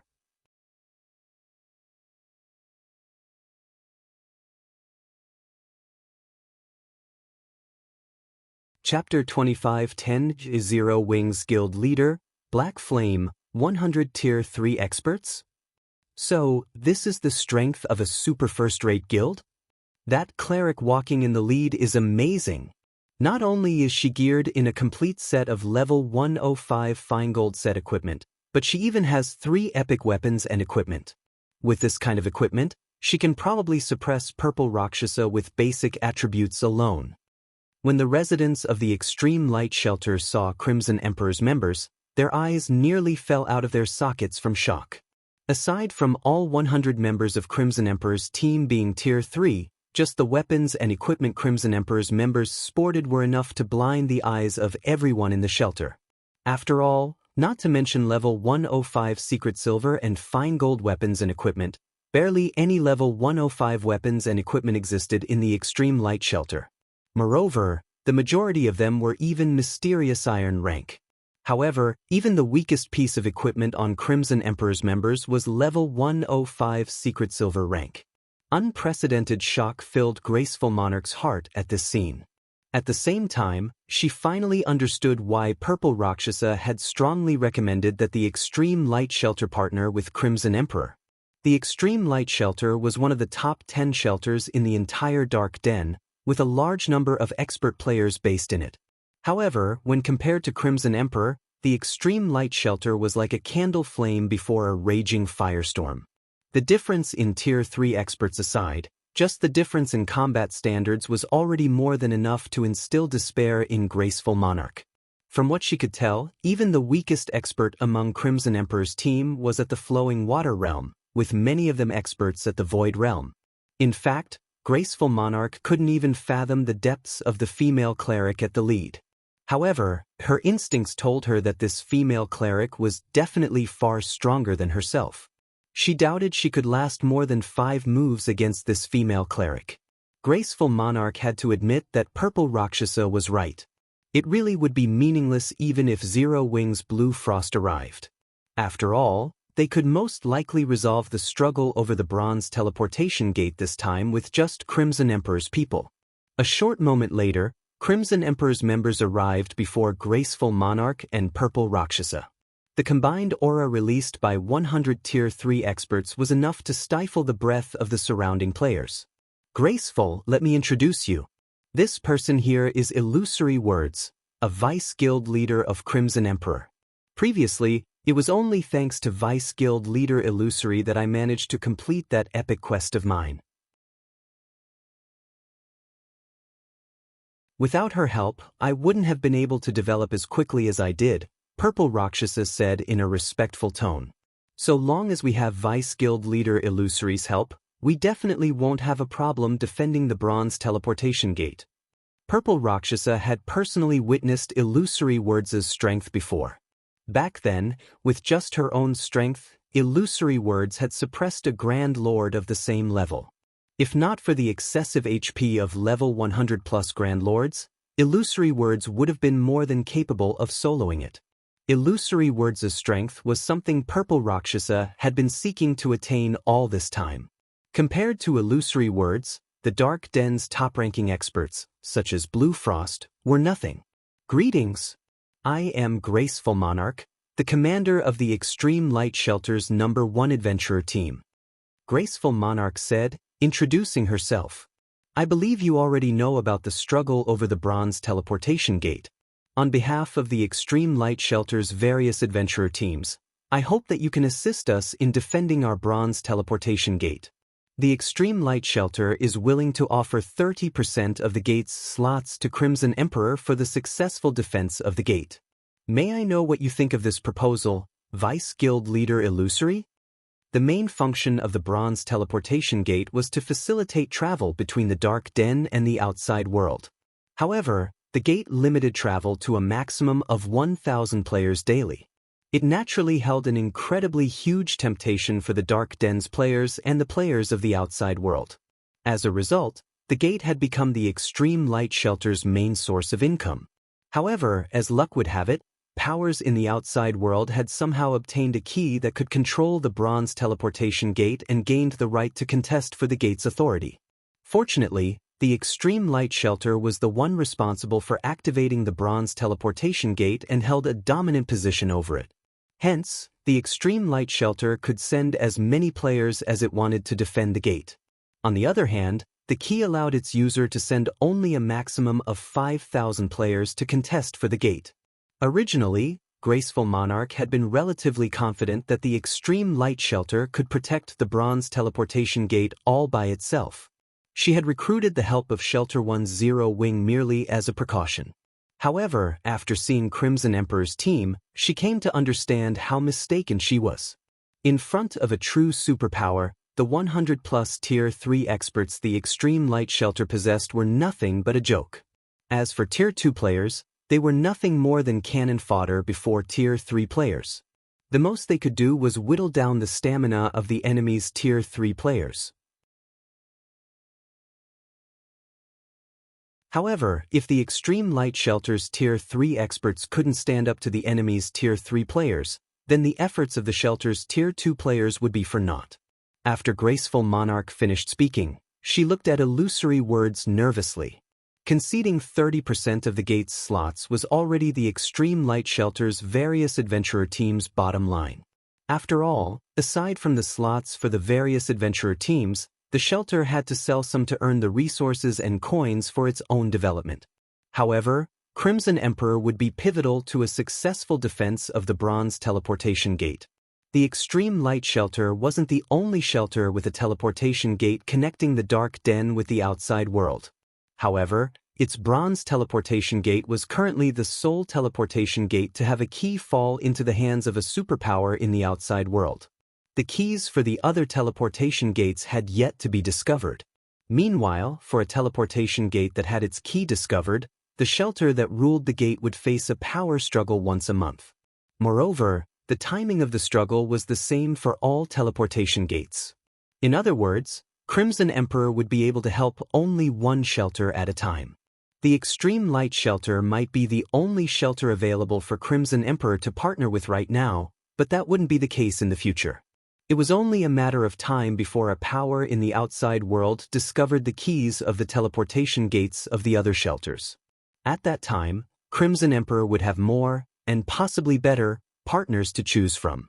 During the time Graceful Monarch and Purple Rakshasa were quietly waiting for Illusory Words' reply, the latter actually had her eyes directed behind Graceful Monarch. To be precise, she was looking at the departing backs of Shifang's group. Vice Guild Leader Illusory, is something wrong with those people? Purple Rakshasa asked when she noticed Illusory Words staring at Shifang's group with a strange expression. It's nothing. I just felt that those people looked somewhat familiar. However, it shouldn't be possible for them to appear here, Illusory Words said, shaking her head. She felt that she was overthinking things. According to her guild's investigation, Shifang's group was currently on the Western continent. With the Western continent's resources at hand, why would they come to such a small world to compete for resources? Are you talking about them?